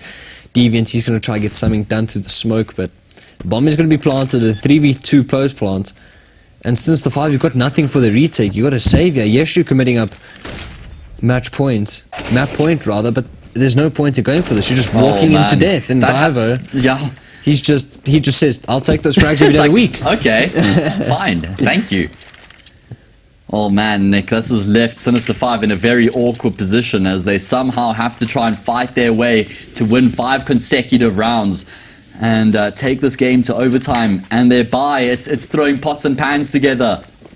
Yeah, jeez, you got the pots with the MP9s and the pans with the FAMASs, and the only noticeable things that M4 on the side of Elusive. But it's just going to be a stock standard B rush coming out from the boys in blue. Heartbreak rushing the smoke. Lately's able to get 1, but Heartbreak up close to personal gets 1 into Slayer. Nexus takes down Elusive, and now it's a 2v4 situation. There's still the top mid lurk coming out from Dweezil. He's confirmed that no one's rotating in through Banana. So Nexus, he's going to carry on pushing the issue, and he's almost good for 2. Oh my god. Deviant trades that out. And now it's Deviant left in a 1v4, turned 1v3. And Dweezil, he finishes it out, 16-10. What a mad game. Score. Oh my god, it looked like Sinister 5 were in a great position there considering how far ahead they managed to get on their first half. But again, it turns out to be the T side where these 2 teams get majority of their rounds. Yeah, definitely. It's exactly what you said before, right? Both these teams sort of falling back onto their T side. It's what they pride themselves on. So I think it's definitely something interesting. So both the teams, great T work, and just kudos to Dynamic for winning out that gunfight, that map fight rather, 16-10. Yeah, props to Nexus as well. Just what a lights out performance from him. Was it like 35 kills he had at the end of the map there? And it wasn't even like he just had a crazy first half or a crazy second half. Throughout the entirety of that map, he was consistently performing at an incredible level. So really good stuff there from the IGL of DNMK. Again, they get across the line on Inferno against Sinister 5, but Sinister 5, they need to have a few question marks above that performance on the CT side. They managed to get get the opening kill in the round a number of times, but then immediately they got traded out. They relinquished that advantage, and then we saw DNMK just steamroll them from there. Definitely, but if you're Sinister 5, Inferno's in the back of your mind now. True. You're looking forward to Train. Definitely one of their mainstays in the map pool. We talk about their Train and their Overpass being their strongest map. So if you're Sinister 5, you're treating this next one as a BO1. You're going to hopefully win out Train if you're then, and then look forward to Nuke. But if you're Sinister 5, it's not panic stations just yet. Sure. It's Train, and you're going to back yourself on that map. Same thing happened last weekend. DNMK won the first map 16-11, and then we saw Sinister 5 come back and win Train and Nuke. Those are the exact two maps that we've got following up here once again.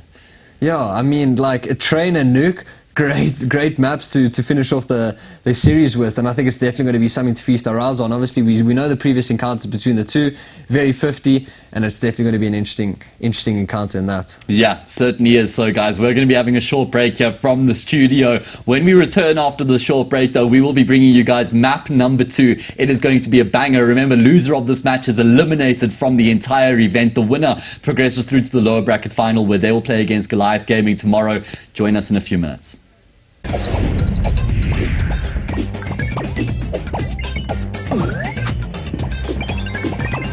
My gaming name is Josh, and the game I qualified in was Castle Defense. I only have one chance, but then I've been trying to play the other games just for fun.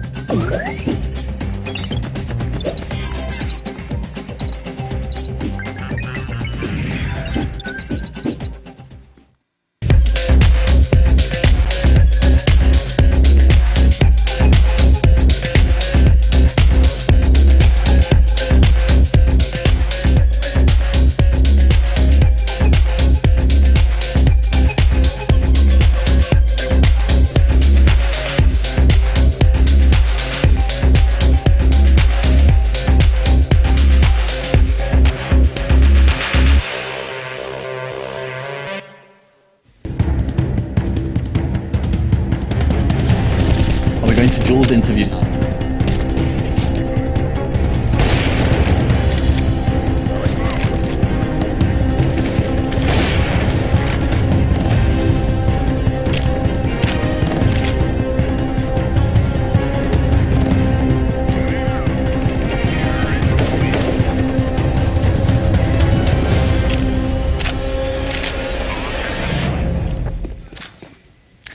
We're back in the studio right now. We've got a really cool piece of content for you guys, which we have coming up in a couple moments. It's an interview with the owner of DNMK. Now, DNMK is certainly one of the organizations that's taking the South African scene by storm at the moment. They're also setting the bar incredibly high as to how an organization should be run. So I'm really looking forward to this, and so that everybody else can also see exactly how things are being run on that side. Yeah, definitely. I think Dynamic's one of the orgs that have really propped up sort of out of nowhere, and they're really setting standards for how South African orgs should be treating their players, giving them equipment, etc., etc. So kudos to Jules and what she's done, and it's definitely going to be an interesting insight into what she has to say. Yeah, absolutely. The other thing I've really liked that they've done has been their marketing element. You've seen they've paid a lot of attention to their marketing, and they've made sure that they've always held their brand in incredibly high esteem, and they've made it look really good. So why don't we have a look at that interview with Julia Robson, the owner of DNMK.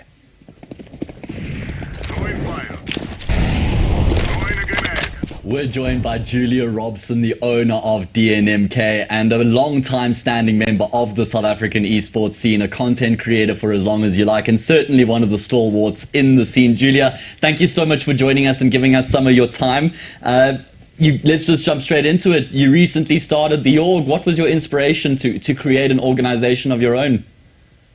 There was an opportunity. It presented itself in early April.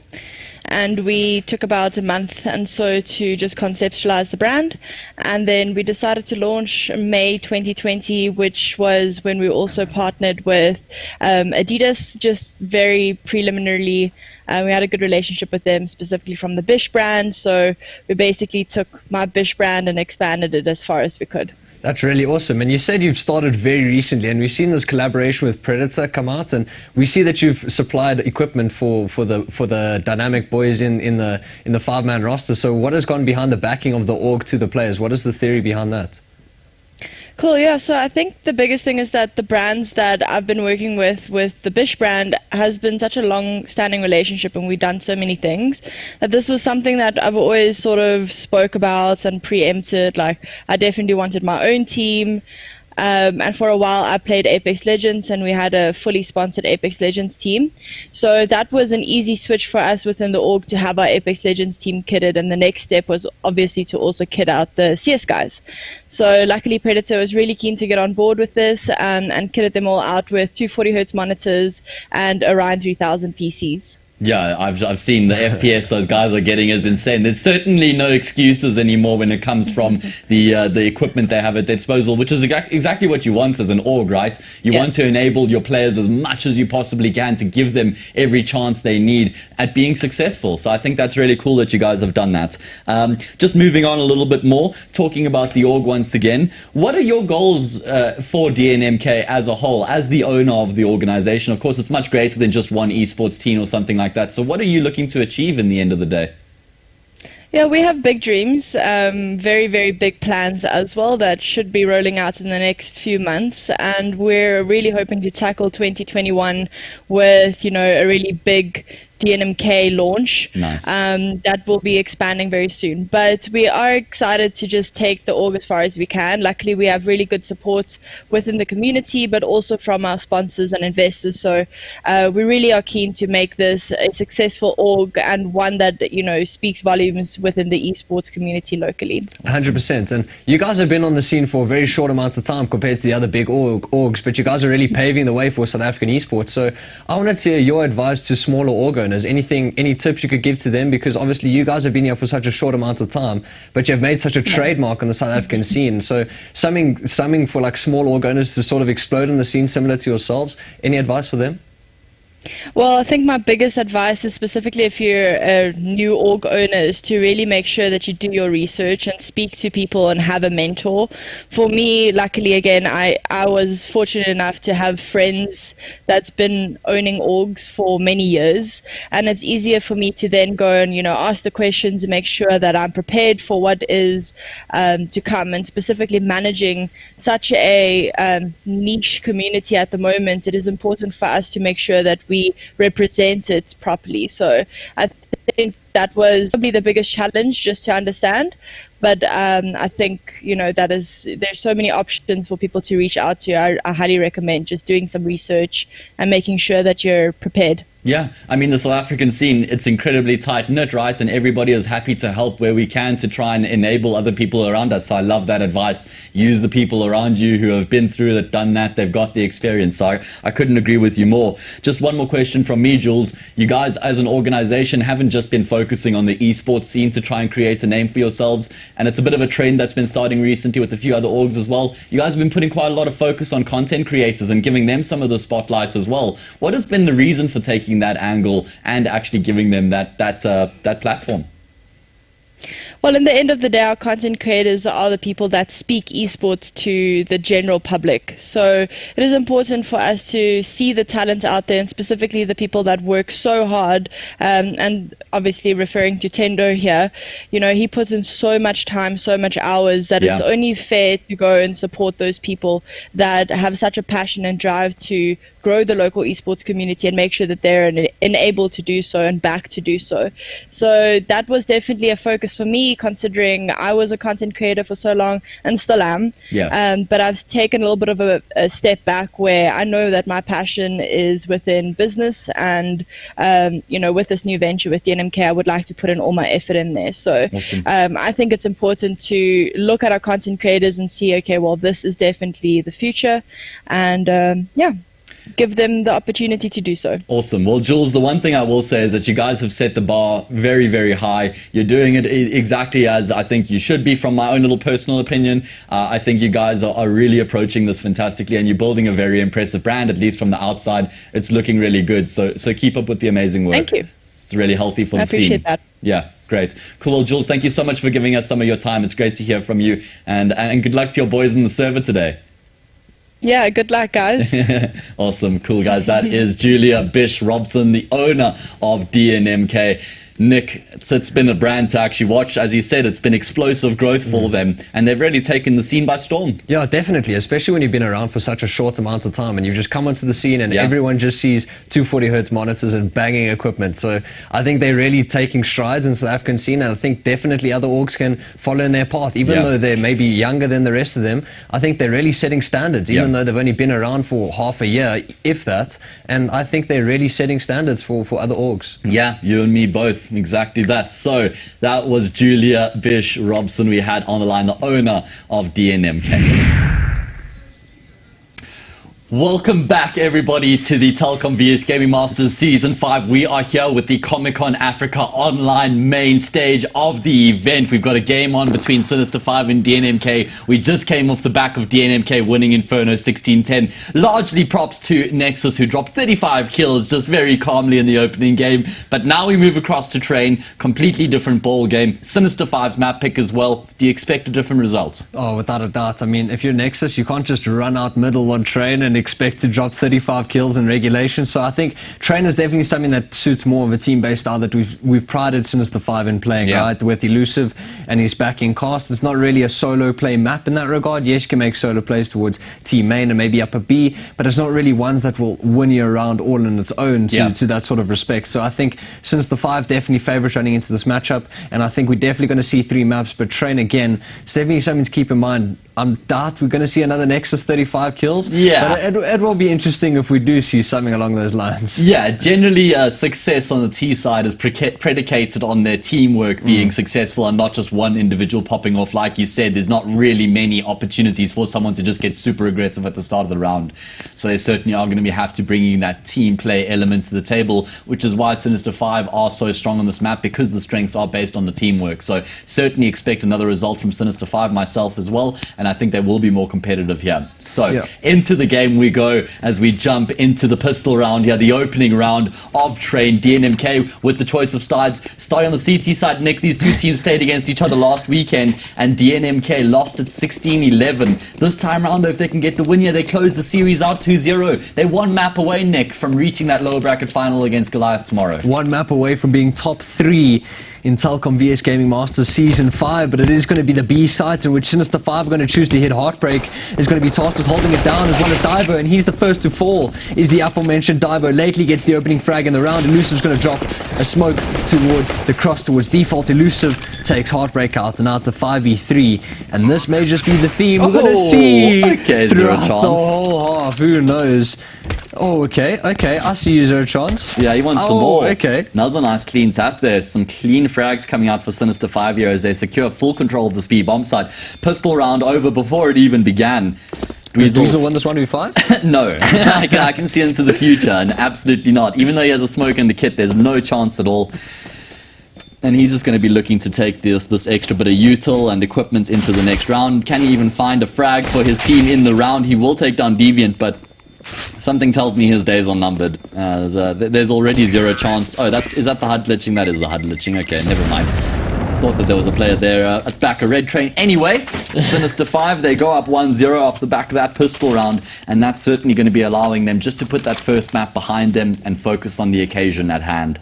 Definitely, and Dynamic, they want to try finish this out 2-0 victors. They know they're not going to be favourites on this map, but there's nothing to lose, right? It's your opponent's map pick. You're just going to be coming out those full stops. They've actually forced into this round. They brought up a couple scouts. The idea of that is to tag down the opponents to around 30 points of health. The Deagles then become one-shot kills. Yeah.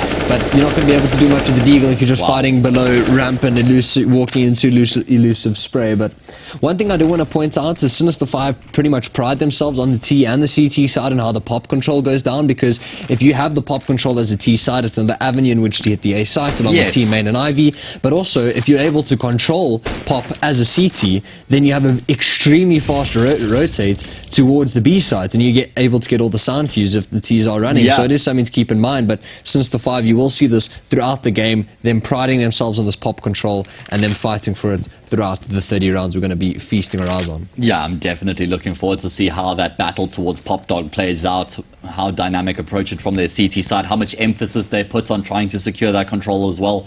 Normally we see CTs off the bat looking to take pop, and if it doesn't work out, then they will reassess the situation. But seems like Sinister 5 are going to be going for the A execute here, and this could catch them off guard because there are 3 players here from DNMK ready and waiting. And Heartbreak in the meantime, he's actually lurked up B, and he's also been able to find 0 chance. And off the back of that, Sinister 5 are compelled to execute, but they've run into the scout of the man who's taking down Elusive. So things getting slightly dicey right now for Sin 5. And DNMK going to have to reposition after they get forced out of Connector. 23 seconds left here. The plant should be secured at the bare minimum. There's some decent post-plant positions here right now for Sinister 5 to work with, but as I say that, Slayer, he just walks out of Pop Dog. He didn't need to move. He could have stayed and popped for the post-plant. Although, as I say that, I don't even think the bomb was actually planted for him. Heartbreak comes through out of A main, and he gets a frag, and it's all fallen apart for Sinister 5. Nick, what on earth happened in that round? Oh, Dynamic. The scouts, bro. The scouts. The man gets 2. And as you said, maybe a bit of a preemptive repositioning from Slayer. I mean, even though the bomb's not planted for him, he still has so much real estate to hold over towards Pop to take those fights towards top blue train, the walk out of T main, where actually 2 players were. So maybe a bit of a misplay from Slayer. Maybe he wanted to reposition over towards E-box for the bomb plant, towards the back of the bomb train. But Dynamic, they're able to win that one out. It was a bomb plant coming out from Sinister 5, so that's why they've chosen to not invest into this. They want the full bells and whistles in the next round. Yeah. And it's going to be an interesting way to finish this up, but Dynamic need to finish this round as clean as possible. Nick, you speak a lot about bells and whistles. Were you that cool kid who was riding around the block on his bicycle with like literally all the bells and whistles on your bike? Literally all of them. All of the bells and whistles that you could think of. They made all the different noises, and you know. So like you knew when Nick was riding past your house at 9 a.m. in the morning. I sounded like the ice cream truck, you know? Everyone was like, ice cream truck. I was like, nah. Morning, Nick. Nah, just like, over the wall.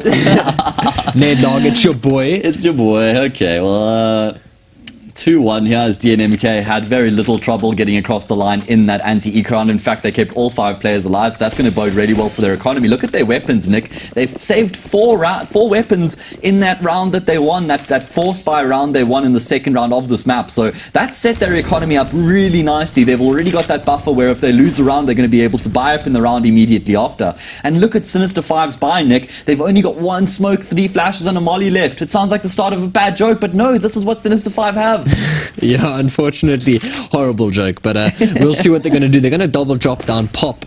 Say that 10 times quickly and you're going to have a tough time, but Elusive, he's able to get all that info along with his teammate, but excuse me, map control pretty much going the early way of Sinister 5, but Dynamic, they're going to try to take some real estate of their own. A flash towards A main is going to gather them all the info, but the question is, how many is Nexus good for? Is it only 1? Surely. Oh, he gets 2, they're walking to spray. Jeez, that is huge. A bit of a misstep on the spacing there meant he could just hold down mouse button 1. Divo is able to find 1 as well, but lately the player to get the trade. In fact, Dweezil also coming down the ramp, looking to deny the plant. Lately's gotten off of it, but this is just such a tough position that Sinister 5 find themselves in right now. They're going to have to try and brawl their way out of it, and Dweezil eventually will be finishing off that frag onto Lately, leaving Elusive in the 1 versus 3 clutch. He has at least got an AK to work with, and Dweezil gets in position in time. I think he hit him with his smoke, so he got that audio cue that Elusive was coming behind him. DNMK winning the first gun round, going up 3-1. That's going to give them a bit of a boost to their confidence, Nick. Definitely, yeah. 3-1 up, and since the 5, they're going to have to come into this round with a partial buy. So Dynamic, definitely confidence is high. You've won the first map. You've won the pistol. You've actually lost the pistol, won the force buy, converted the first buy round. Things are looking good if you're Dynamic, but it's not your time to get complacent. Yes, it's train. Yes, it's CT sided, but you need to post as many rounds on the CT side as possible, especially when you're playing the likes of Sinister 5, right? You know what they got on the CT side. You know what they got in store. They're definitely going to be hard to take real estate away from, but it is the T side, and is Slayer going to be opening up this round, but it shouldn't really be that much to write home about. It only should really be that only frag to fall. If you're Dynamic, you can play retake on the B bomb side pretty effectively, so you don't really have to take those early duels. But since the 5, they're just going to try to do as much economic damage to the side of Dynamic as possible. But Dynamic, they've turned up on train so far. Not going to lie, Nick, you just gave me a pretty good idea there. You said like the only frag, and I'm thinking for CS, we start on OnlyFans, but We make it only frags, and it's just like people's coolest highlight clips, and you can subscribe to them. Like I think someone needs to get on that. Only frags, only frags. I'd subscribe to your only frags, Nick. Oh, I'd subscribe. I wouldn't subscribe to yours. You wouldn't? I'd say that. Bro, I wouldn't. You know, I mean, my frags are pretty sick, but you haven't seen me with the AWP, Nick. We need to set up a 1v1. We'll stream it. I'd subscribe to Blazers only frags. yeah. That's who I'd subscribe to. Yeah, 100%. But it depends how much for. You know, we don't have $5. So. Speaking of how much can Sinister 5 get done in this round right now as Elusive finds that extra kill to open up this A bomb site. It's a 3v3 right now, and yes, it is just an eco for Sin 5, but they've been able to pick up a couple of rifles and secure a plant, but Heartbreak, he's able to activate from heaven, and Sinister 5 were not even remotely anticipating anybody to be up there, so he's able to find all 3 kills and bring calm back to the situation as DNMK get across the line without dropping any further players. 4-1 is the score. Dweezil's got 10k in the bank account. Damn, so and Heartbreak 11 as well. Surely we see an AWP, right? There's no way we don't see an AWP on CT train. Like, oh no, we're definitely seeing an AWP coming out. Perfect. So this is going to be pretty much the first full gun round, because in Sinister 5's previous gun round they had like a Galil and they didn't have that much util. Now they've got the full 5 AKs. All 5 players have got full util as well. So they've got literally everything they could ask for. What do they bring to the table? Yeah, it's definitely going to be something to keep in mind, what they can do with the full rifles, but there's already an advanced position coming out from the man in Pop Dog, so that could be an early duel going the way. But Weasel, he's just going to peek towards Ivy and take down Slayer.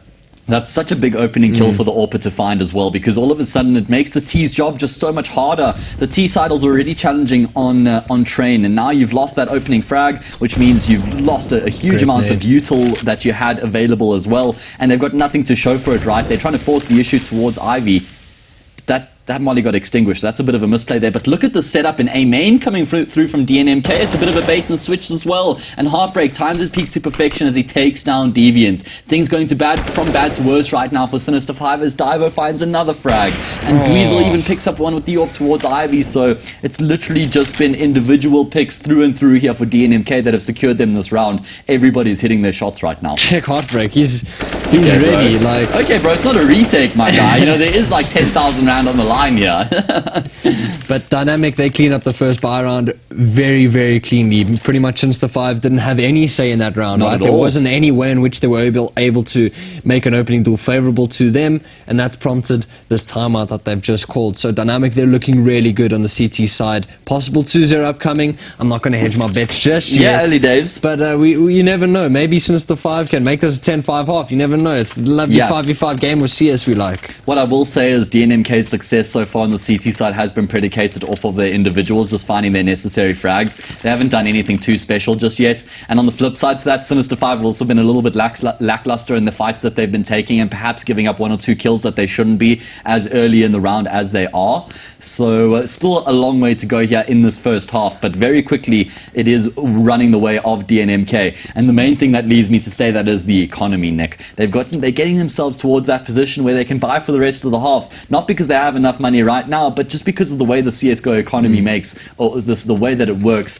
It's so tough to make comebacks. Yeah, definitely. If you're Dynamic, you're able to get at least another 2-3 buys in you with the 13k on Heartbreak and the 10k on the man, and then by the time you've already lost 3 rounds in a row if possible, you've already got that buffer of that $3,400 max loss bonus coming out. Exactly, so it makes the buys just that much easier. But Sinister 5, they're going to try even post frags on the board. I mean, Deviant, he's currently not having a great time. He's got 0 frags to his name, but it is going to be another full investment from Sinister 5. If they do lose this one, it will be looking at 7 possibly for Dynamic. But since Dynamic, they're starting to look good on the CT side of the train, but the early engagement does actually go Sinister 5's way. Divo, he's dropped down to 47 points of health, but it's still a 5v5 and a 2-man B setup, to say the least. Yeah, you can just see how much more passive Sinister 5 are being right now, not looking to take any unnecessary early fights. And they're just grouping their way up towards this B-bomb side, looking to potentially just burst out and go for the execute. How aggressive does we... Oh, no. I'm not a fan of that at all. He shot him through the railing. Oh wow, he actually connected the shot onto Slayer. It wasn't even through the wall, it was through the railing. That's unfortunate, man, because that took away a lot of damage that the bullet had done. But in the end, still, an unnecessary peek from Dweezil does lead to the opening frag for Sinister 5. Off the back of that, though, Divo, he's got the ramp under control. He finds the triple kill, make that, or rather the double turns into the triple. Elusive, in the meanwhile, has been able to drop into the bomb site through heaven, but how much of an impact can he actually have? Lately, coming through Ivy is finally able to get something done, but his teammate's been taken down, which means he's left in the 1v3, and they know exactly where he's going to be originating from. My goodness gracious me. What a fantastic hold from Divo on this bomb site. He's been a stand-up player for this DNMK team, and he's getting the dirty job done once again. Lately, in the 1v3, subtlety certainly not the name of the game right now, as he's trying to force a frag. A nice shot there on Nexus as he baits him out with that pre-fire. Still though, how does he get into the bomb site? He drops down ramp, and Divo's going to welcome him with open arms, picks up a quad kill, and locks down the B defense. That's going to be sending a bit of a shockwave through the Sinister 5 team.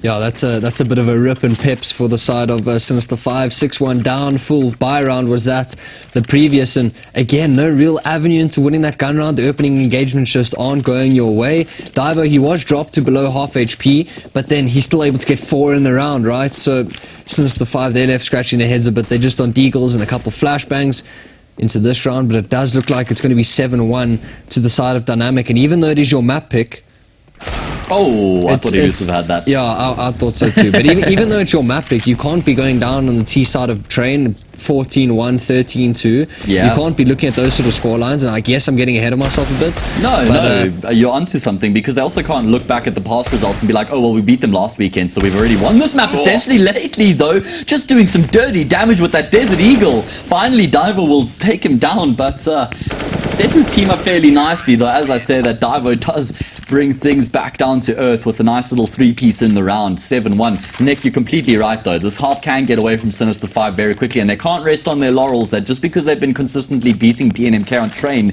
that they're going to be beating them here once again. Already, the economy is firmly in the side of DNMK, and they're 7-1 up.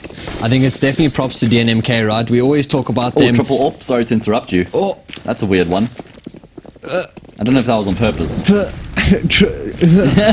Surely surely IVZ and B, right? Well, it looks like it's going to be the straight-out charge onto the A bomb site from Sinister 5. This is the perfect rebuttal to the triple AWP setup, because you don't give them any chance to find frags, but Divo just consistently finds a way to worm his way into the round, and he finds that all-important frag. And now Heartbreak's been spotted out. That gun barrel's just way too large, and lately he's going to take him down. So this could be Sinister 5 finding their first round since the pistol. It's been a run of 7 consecutive round wins for DNMK, and now it's on Divo and Dweezil to somehow try and salvage this one for their team, or do they even save? I definitely think the latter is a better option, and that's what they're going to be doing. Nick, triple AWP setup may be a mistake. I'm saying perhaps they saved the third AWP by accident in the previous round, and then they decided, okay, well, let's just try and make it work. Yeah, like, I'm never a fan of triple AWP, regardless of what map you're looking at. I don't think it's very viable. The fallback of the double AWP is having to retake with an AWP. It's pretty much impossible in that regard to retake with an AWP. You're always going to be, well, not impossible, but you're always going to be looking to get that rifle. So triple AWP, especially on a map like Train, yes, there's arguments that it could work, but I don't think it was intentional. I think it was probably a misplay, and they've gone from triple AWP to a single AWP setup straight away after they've lost the round. But since the 5, they're able to post the first since the pistol round. So now they've started. Now it's game on. Deviant, he's joined the server. He's joined the party. He's got the first kill of this run on Train. So there's definitely going to be an exciting following couple of rounds. And this early pop aggression from Nexus. Oh! Elusive wins it out. Yeah, Elusive does take him down indeed. Always going to favor the T in that battle. And look at the response from DNMK. They want to try and take some aggression towards A main. In fact, they've already got the man who's gone into Pop Dog. So they're still securing control on that part of the map. But a rare opening frag goes the way of Sinister 5. And look at the money that DNMK have left in the bank. If they lose this round, they're not going to have a full buy in the next. At least Heartbreak will probably be able to drop, but that's when things start to become iffy for DNMK, and perhaps the funds start to run dry. Heartbreak in A main once again, going to be able to avoid that flashbang as it goes too deep, so he takes down Deviant, and there's a smoke that comes through as well, so he's able to get out alive. Now that forces Sinister 5 into some awkward positions, Nick, because how do they respond to this? It seems like Elusive's trying to work his way towards the B bomb site, and the timing is perfect for him as he finds Divo just creeping down the ladder, and that's opened up this B bomb site for the taking. Zero chance, though, needs to be careful, and he will be able to catch Heartbreak off guard. a bit messy, but Zero Chance wins it out, and this Elusive wins out the gunfight in towards Dweezil. And if you're the man, surely you're saving here. I don't even know why you're coming towards Z. It's a 1v4. You're not going to retake the site. Oh man, it happens all the time though, and it's so silly because he could have dropped an extra rifle across or kept the rifle in the situation, then maybe gone for the buy-up in the round, but now they don't really have much of a choice. They have to save, right? If they force from here, I'm going to mold, bro, straight up. Yeah, it will definitely be interesting. I mean, if you're a Heartbreak, maybe you solo with a rifle, or maybe you pitch up the AWP of your own, but nothing big. He's just going to be dropping over those deagles. Divo, he's going to pitch up a rifle of his own, so there's no real supporting cast to the solo they're rifle. Just evening out the economy a bit. And he's the solo B player, and one play that we don't see T's do often enough, which is actually really powerful, is just straight up contact B. You either walk out heaven or you walk out ramp. Often that happens where it's only a single B player, and especially when you've lost the opening frag, the chances of having an AWP posted on you, whether you're ramp or whether you're upper B, the chances of having an AWP posted there are quite small, especially when you're in a 4v5. Yeah. So walking out ramp or walking out upper B, it's quite a 50-50, but it's a 50-50 that can win you or lose you the round. And what Lately's done is taken the first frag on towards Nexus. Yeah, things certainly starting to look a lot better here for Sinister 5 on their T side of play, and you can see they're starting to find their footing, and players are hitting their shots as well. Another nice frag coming through for Lately, and it seems like the job is pretty much done here for Sinister 5 in this round. Never really had much of a challenge either. And this has just been really simple from them, just like you were alluding to the contact play towards B this time round. They just literally look for the frags nice and early from A main, able to find a couple of those CTs and then just walk onto the bomb sites. I was going to say maybe Sinister 5 should just look for that change of pace and get aggressive out of A main, you know, where you smoke sandwich, smoke left and right side bomb train, and you push right, nobody goes Olaf, flashes over the top, molly on bomb train, and you just literally do that as a set play from spawn, because it's actually a very challenging execute to deal with as a CTs if you're not ready for it.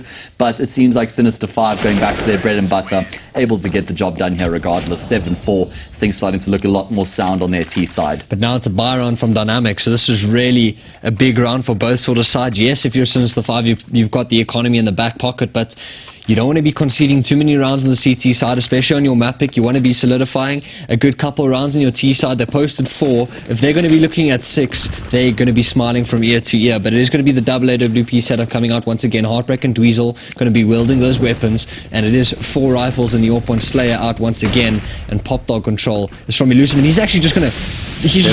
Get that change of pace. He hasn't let go of W the whole round. He's got the opening fragment to the man. And he's... through the smoke? Oh my, he's gonna go through. What? Elusive! Stop blowing Nick's mind, Elusive. You just can't let this man get his words out as you just continue to get so aggressive. But it seems like somehow DNMK, amongst all the chaos, have been able to find some frags as well, Nick. It's only your man Elusive left in the 1 versus 3. It's gonna have to be an ace clutch for him to win this round for his team, as he's already picked up the first 2 kills that have gone down. And they have no idea where he is. It's like, guys, he was running out of pop like 5 seconds ago and he's already completely disappeared. Where on earth is this man right now? It's just like his Tom just got like hacked or something, because he was out Pop Dog, then he was 5 lane, then he was back red, and then he got frags, and now it's Olaf. It's like, where's he? He's up back B. to A main. Just all over the show. But in the end, DNMK, they managed that storm, Nick. I'm surprised that they won that round and kept 3 players left alive. I thought as soon as Elusive got that entry, probably tickets. Yeah, exactly. But so great defense there. He was the only person to get frags in that round, actually. Still 3 players stay alive. As well. So DNMK, they posted their 8th.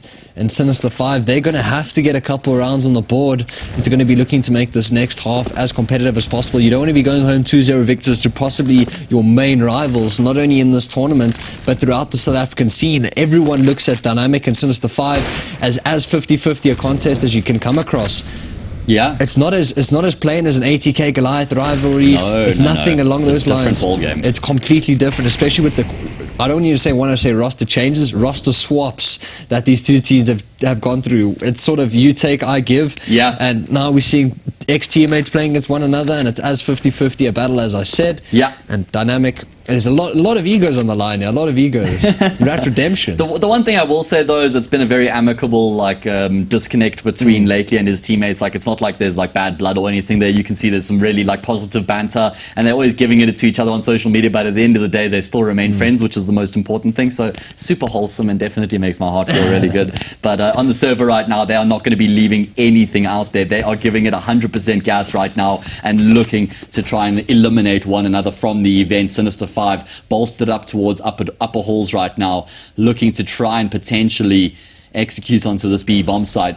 They do have quite a lot of util left in reserves. Seconds. Same comp he said for DNMK, and as you say, we breached that 30-second mark. Are Sinister 5 going to be committing to this B hit, or do they drop back down pop and they end up on A? Seems like it's going to be the latter as they start streaming out of Pop Dog onto this bomb site. There is an over-rotation from DNMK towards B, so it is primed and ready for the taking, but Dweezil, he's been able to find 2 super impactful frags to just buy a bit of extra time. Deviant gets taken down as well. The plant will come through from Elusive, but it's a 2 versus 4 situation regardless, and he's going to try and force the issue through the smoke. All in the meanwhile, Lecky's able to get one at least, but Elusive able to get the trade. Now it's down to him in the 1 versus 2. They know exactly where he is. He's going to drop the molly on the bomb to try and buy himself a bit of extra time, but it's missed the mark. He's repositioning himself, but I don't even think it's planted here for him, Nick. I think he's had a bit of oversight, and unfortunately, he's not going to be able to have a chance at denying the defuse. That's unlucky from Elusive. I can see the thought process through that play, but you can sort of see the feet if you push down the left side Volt Bomb. You can sort of see the feet of the diffuser, but Dynamic, they don't get flustered in the retake. They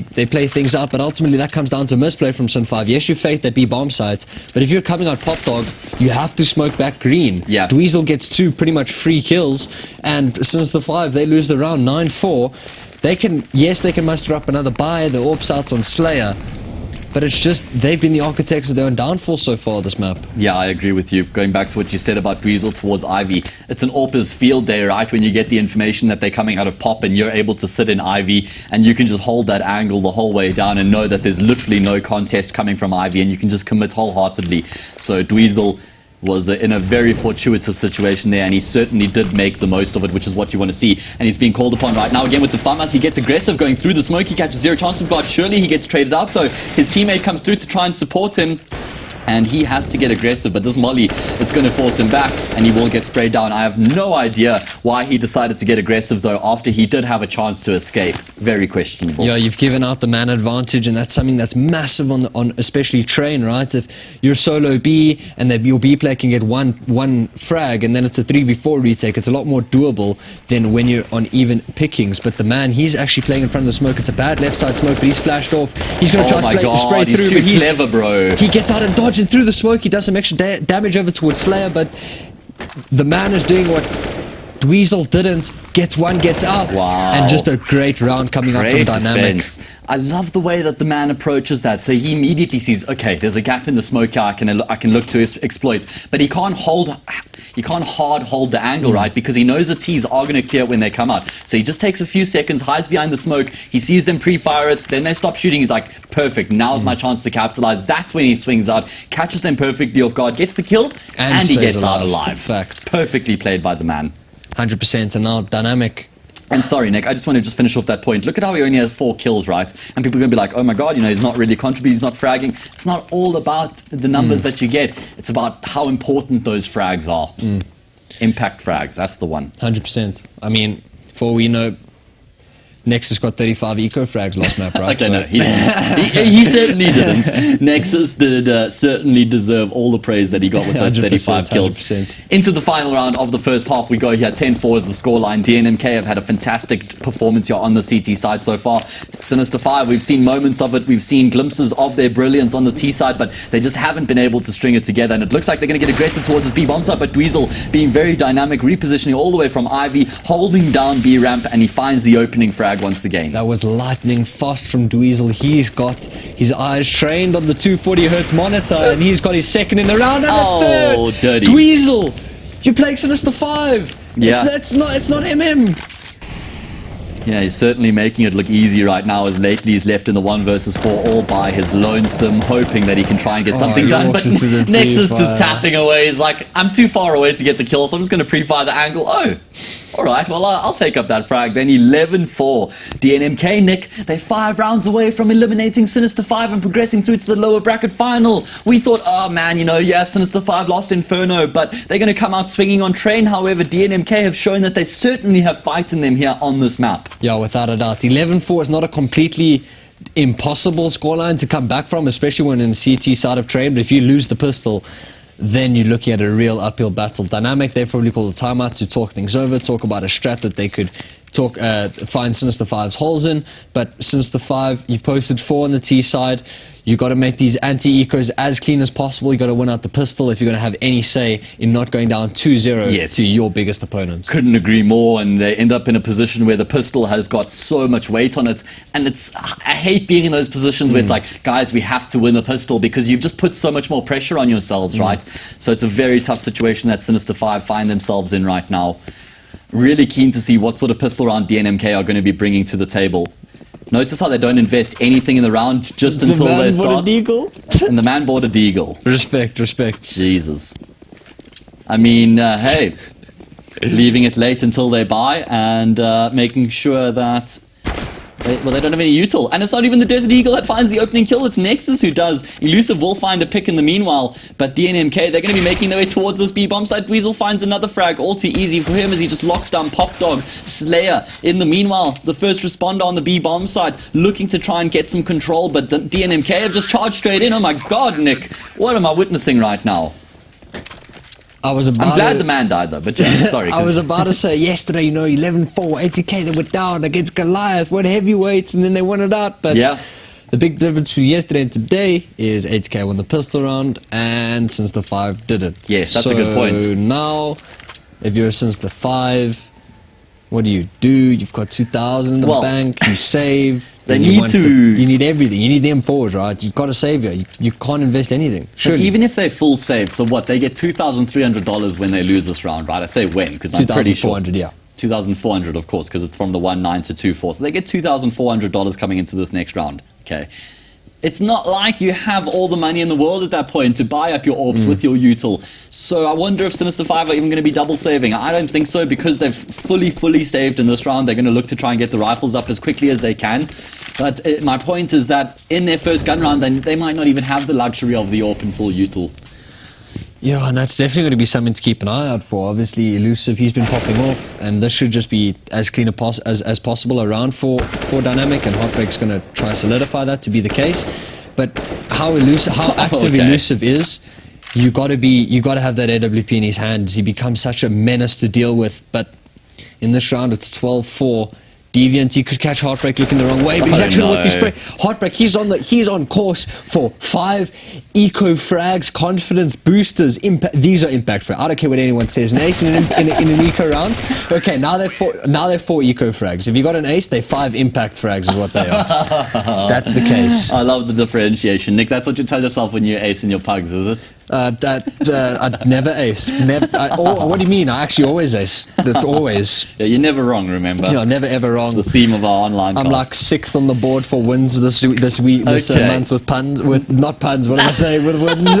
Nick, just candid, bro. It's done. 13-4 here. Look at that buy that Sinister 5 have. This is exactly what I was talking about. 2 FAMASs and 3 M4s. They don't have any AWP and they barely have any util to work with in this round. So things are very awkward for them right now. They're going to have to rely on their gun battles, and look at DNMK, Nick. They're not giving an inch. They aren't giving it inch at all, and this MAC-10 won't be particularly potent against any of these rifles, besides that of zero chance him not having 8 armor. But if that MAC-10 is able to activate and get up close and personal, we're going to see what happens. But the opening duel does go the way of Nexus. Deviant is the first in the grave. He's 6 feet under, but over towards Heavens lately. He's good for 2. Digs down the 3rd. He's actually good for the 3rd in the meantime, but the bomb has been planted. Slayer's got 1 in the meantime, and now it's Nexus in 1v3, turned 1v2. Slayer and zero chance stopping Dynamic to get a 14th, but Nexus, he's over towards Sandwich. He seems to have an inkling of where Zero Chance is coming from. He knows Slayer's position. He's going to try pick and choose Zane battles, but Slayer, he's got his number. And that is exactly what Sinister 5 needed. My God, lately, in heaven, that 3-piece. How did he get the 3rd kill, though? That was his aimbots, bro. that flick was on the 3rd player. That was the most impressive. Like, the first 2 kills were fairly rudimentary. Incredibly high impact, but fairly rudimentary. That 3rd player, that 3rd player that he ends up taking down, that's the really high impact frag, which gives his team that numbers advantage heading into the retake. And they do secure the clutch against Nexus in the 2 versus 1. Sinister 5 finally winning a round here again on train, Nick. Feels like it's been a while since I've said that. It's been ages, and 13-5 and Heartbreak. He's got the AWP. You rate him very highly into getting those opening frags, and I do a map like Train, if you're picking over towards Ivy, which is where we're seeing him going, he could find some good work, and full blind, he takes down Elusive, the most experienced, well-known, most acknowledged player in the server gets taken out by Heartbreak, and now it's Sinister 5 fighting an uphill battle, 4v5. And what do you do if you're Sinister 5 here? Yeah, tough draws right now. They have to try and get some information, right? They can't just sit back in the bomb sites and let DNMK play around them. They need to maybe take pop control. They maybe need to take a main control, do something to try and give themselves an in this round. And you can see right now it is pop control that Deviant's been able to secure. And that's some valuable information because it's allowed Sinister 5 to actually rotate that second player towards the B bomb site, which it looks like where DNMK will be ending up here in this round.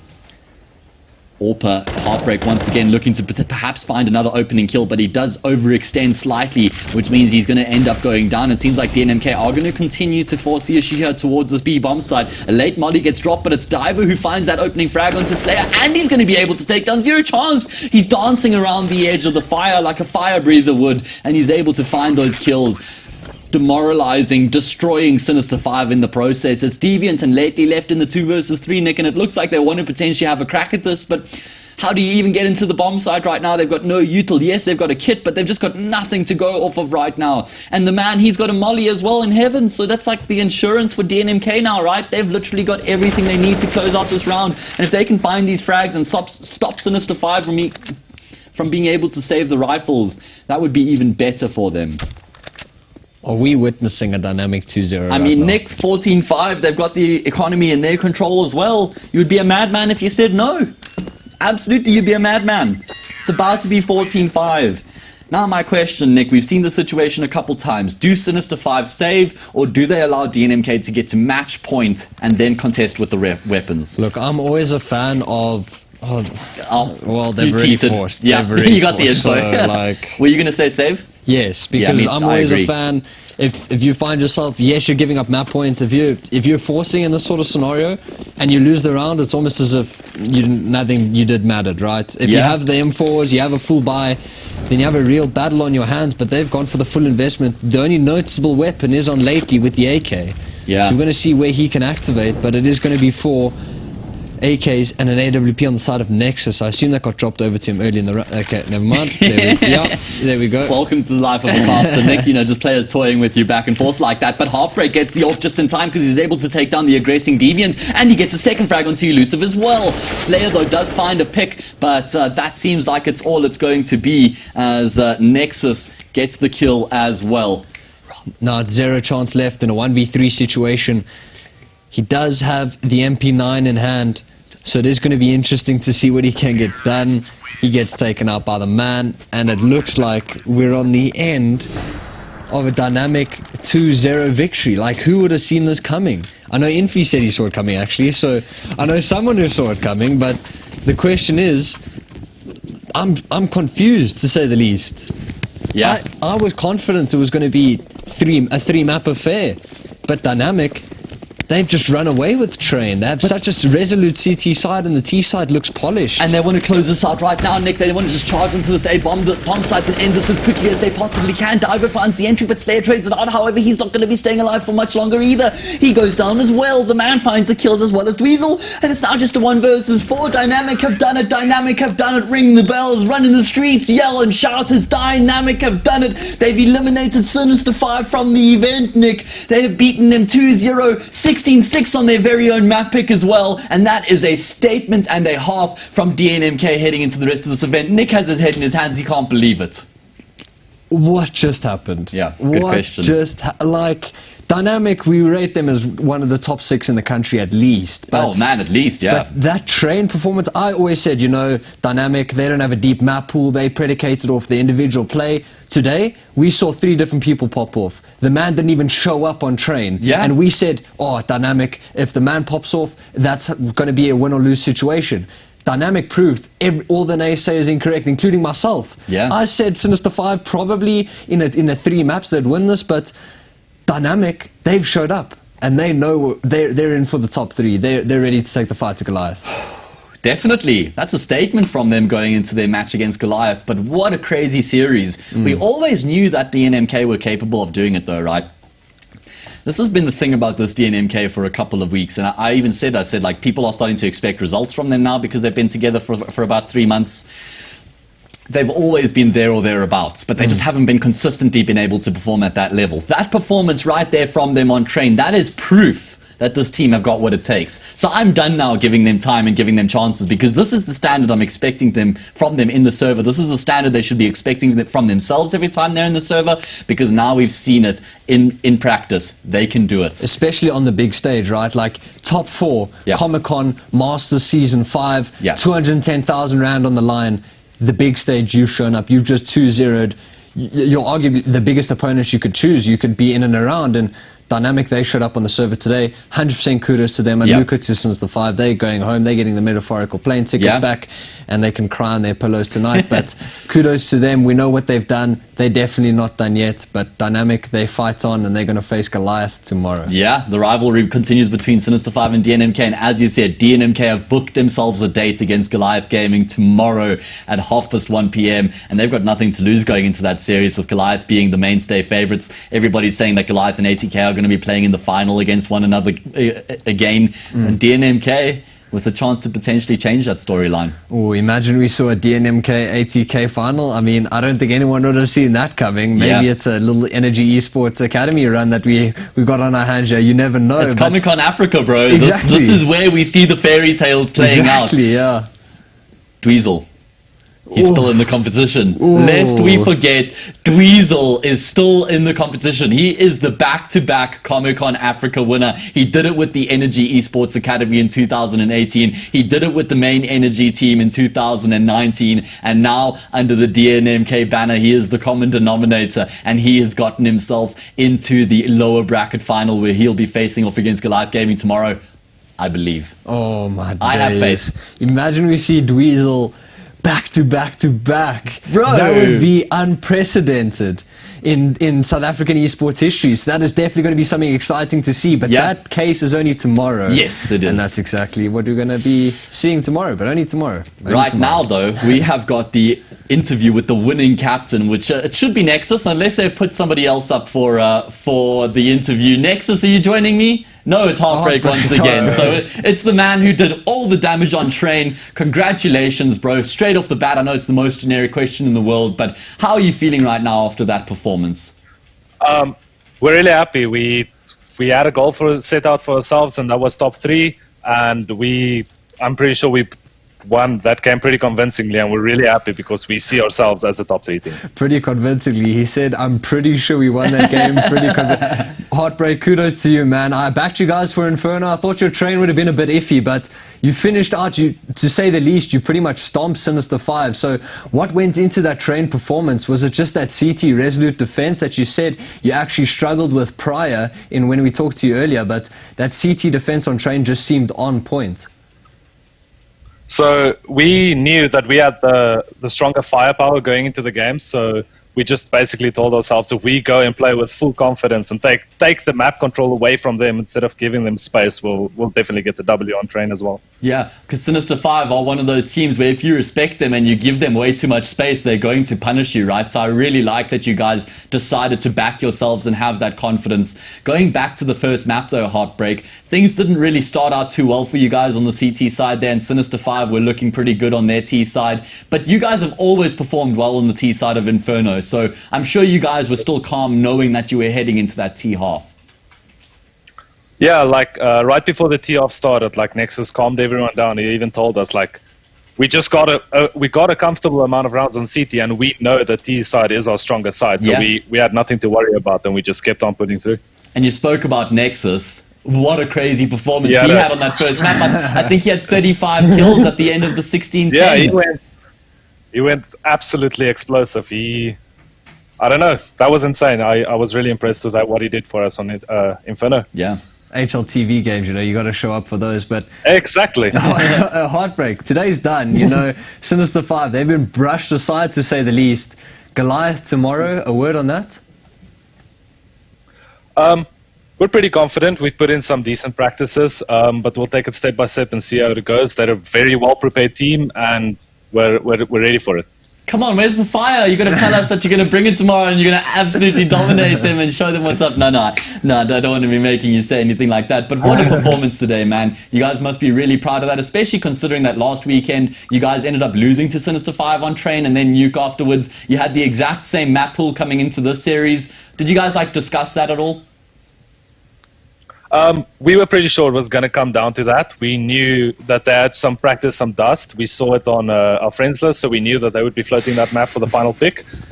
So we just knew we could get the same veto fairly easily if we dropped the overpass. Okay, well, congratulations, man. A really amazing win. And best of luck tomorrow in that lower bracket final. You guys literally, you have nothing to lose with Goliath being the main favorites. So just play your game and bring that fire we saw in the server today. Yeah, thanks a lot, Matt. Awesome. And thank you, Nick, as well. Cool. All right, Heartbreak, thank you so much. And he was the AWPer for DNMK as they just came off the back of an amazing victory over Sinister 5. Nick, I'm ending earlier than I was hoping to today. I wanted that 3-map series. I wanted those overtimes. We've been deprived. I thought we would see that, though, right? Like, initially, earlier in the bracket, we saw in the upper bracket, Dynamic won it out, 3-map, fair, 2-1. We saw overtime. We had everything we wanted. Yeah. Today, just a quick 2-0. Everyone can go home early. We're just going to chill, drink coffee, whatever it is. It's Friday night. Everyone wants to go out jolling, but social distancing, obviously, all that good stuff. But Dynamic just finished out 2-0. 100% kudos to them. They definitely proved me wrong. They proved all the naysayers wrong. And 100% kudos to Heartbreak and the boys. Just to finish off your point there, I mean, we were even saying how Divo and the man are the players who need to pop off. And in the server, it was Nexus in the first map and Heartbreak on the second, which is a testament to the depth that this team actually does have. And the other individuals certainly are capable of popping off. I've got words in my ears. I have no idea what they're being said. So we just continue here. Yeah, we are just going to continue. But I think looking forward to tomorrow, it is going to be interesting to see the matchup between Dynamic as well as Goliath. I mean, those are two heavyweights. Dynamic are proving that they're up there in the conversations. That's definitely going to be one to be excited for. Nick, that's a fantastic point you make, because DNMK have always been there or thereabouts. They've been considered a top 3 or a top 4 team in South African esports. It's time for them to start breaking that narrative, and then to do that, they need to prove that they are capable of going up against Goliath Gaming and ATK. And we're going to be having that exact match tomorrow at 1:30 p.m. It's going to be DNMK versus Goliath Gaming in the lower bracket final. 1:30, same place, same time. Thank you so much to everybody who's joined us today. It's been the Telkom VS Gaming Masters Season 5 Comic-Con Africa online, and we will see you guys tomorrow.